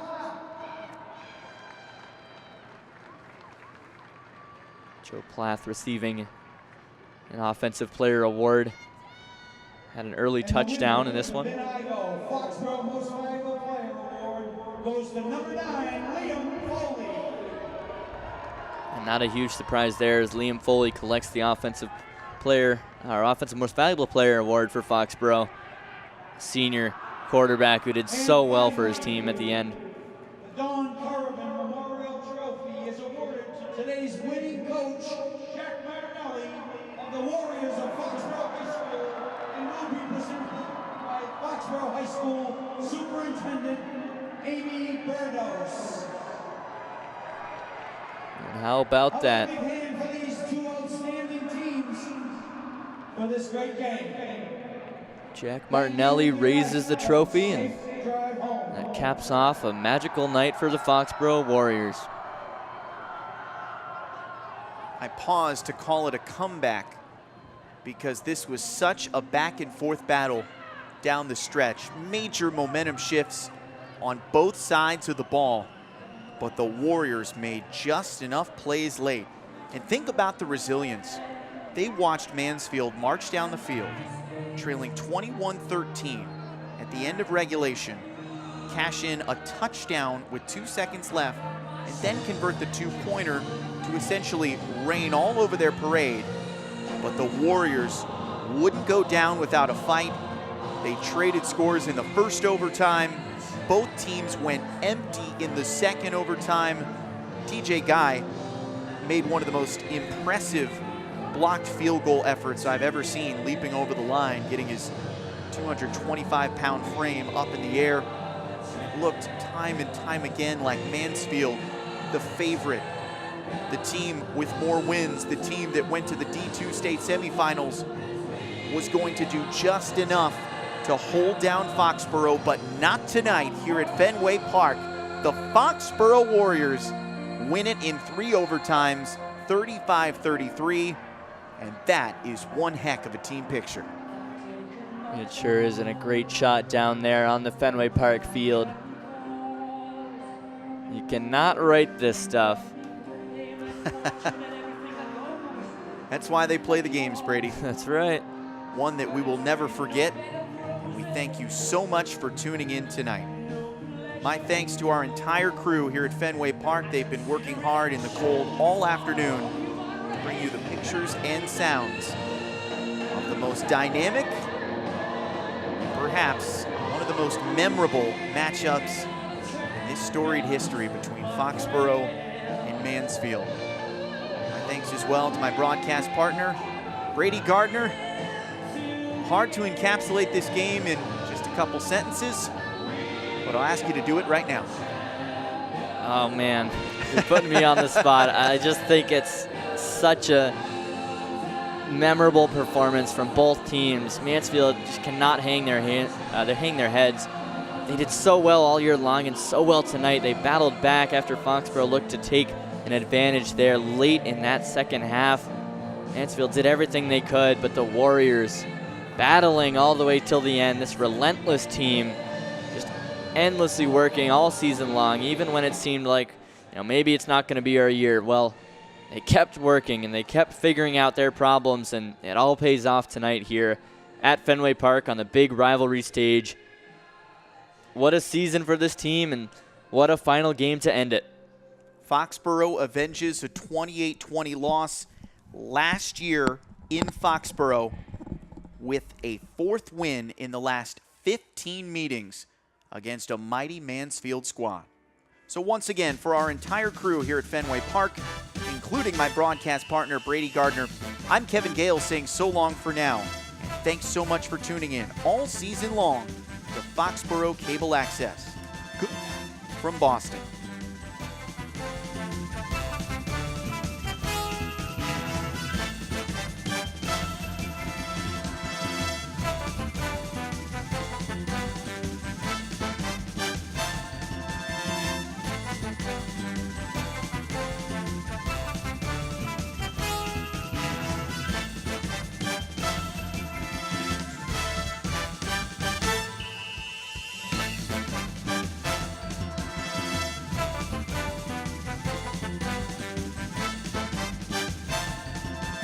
Thanks for watching this Cable 8 sports coverage of the 2018 football season.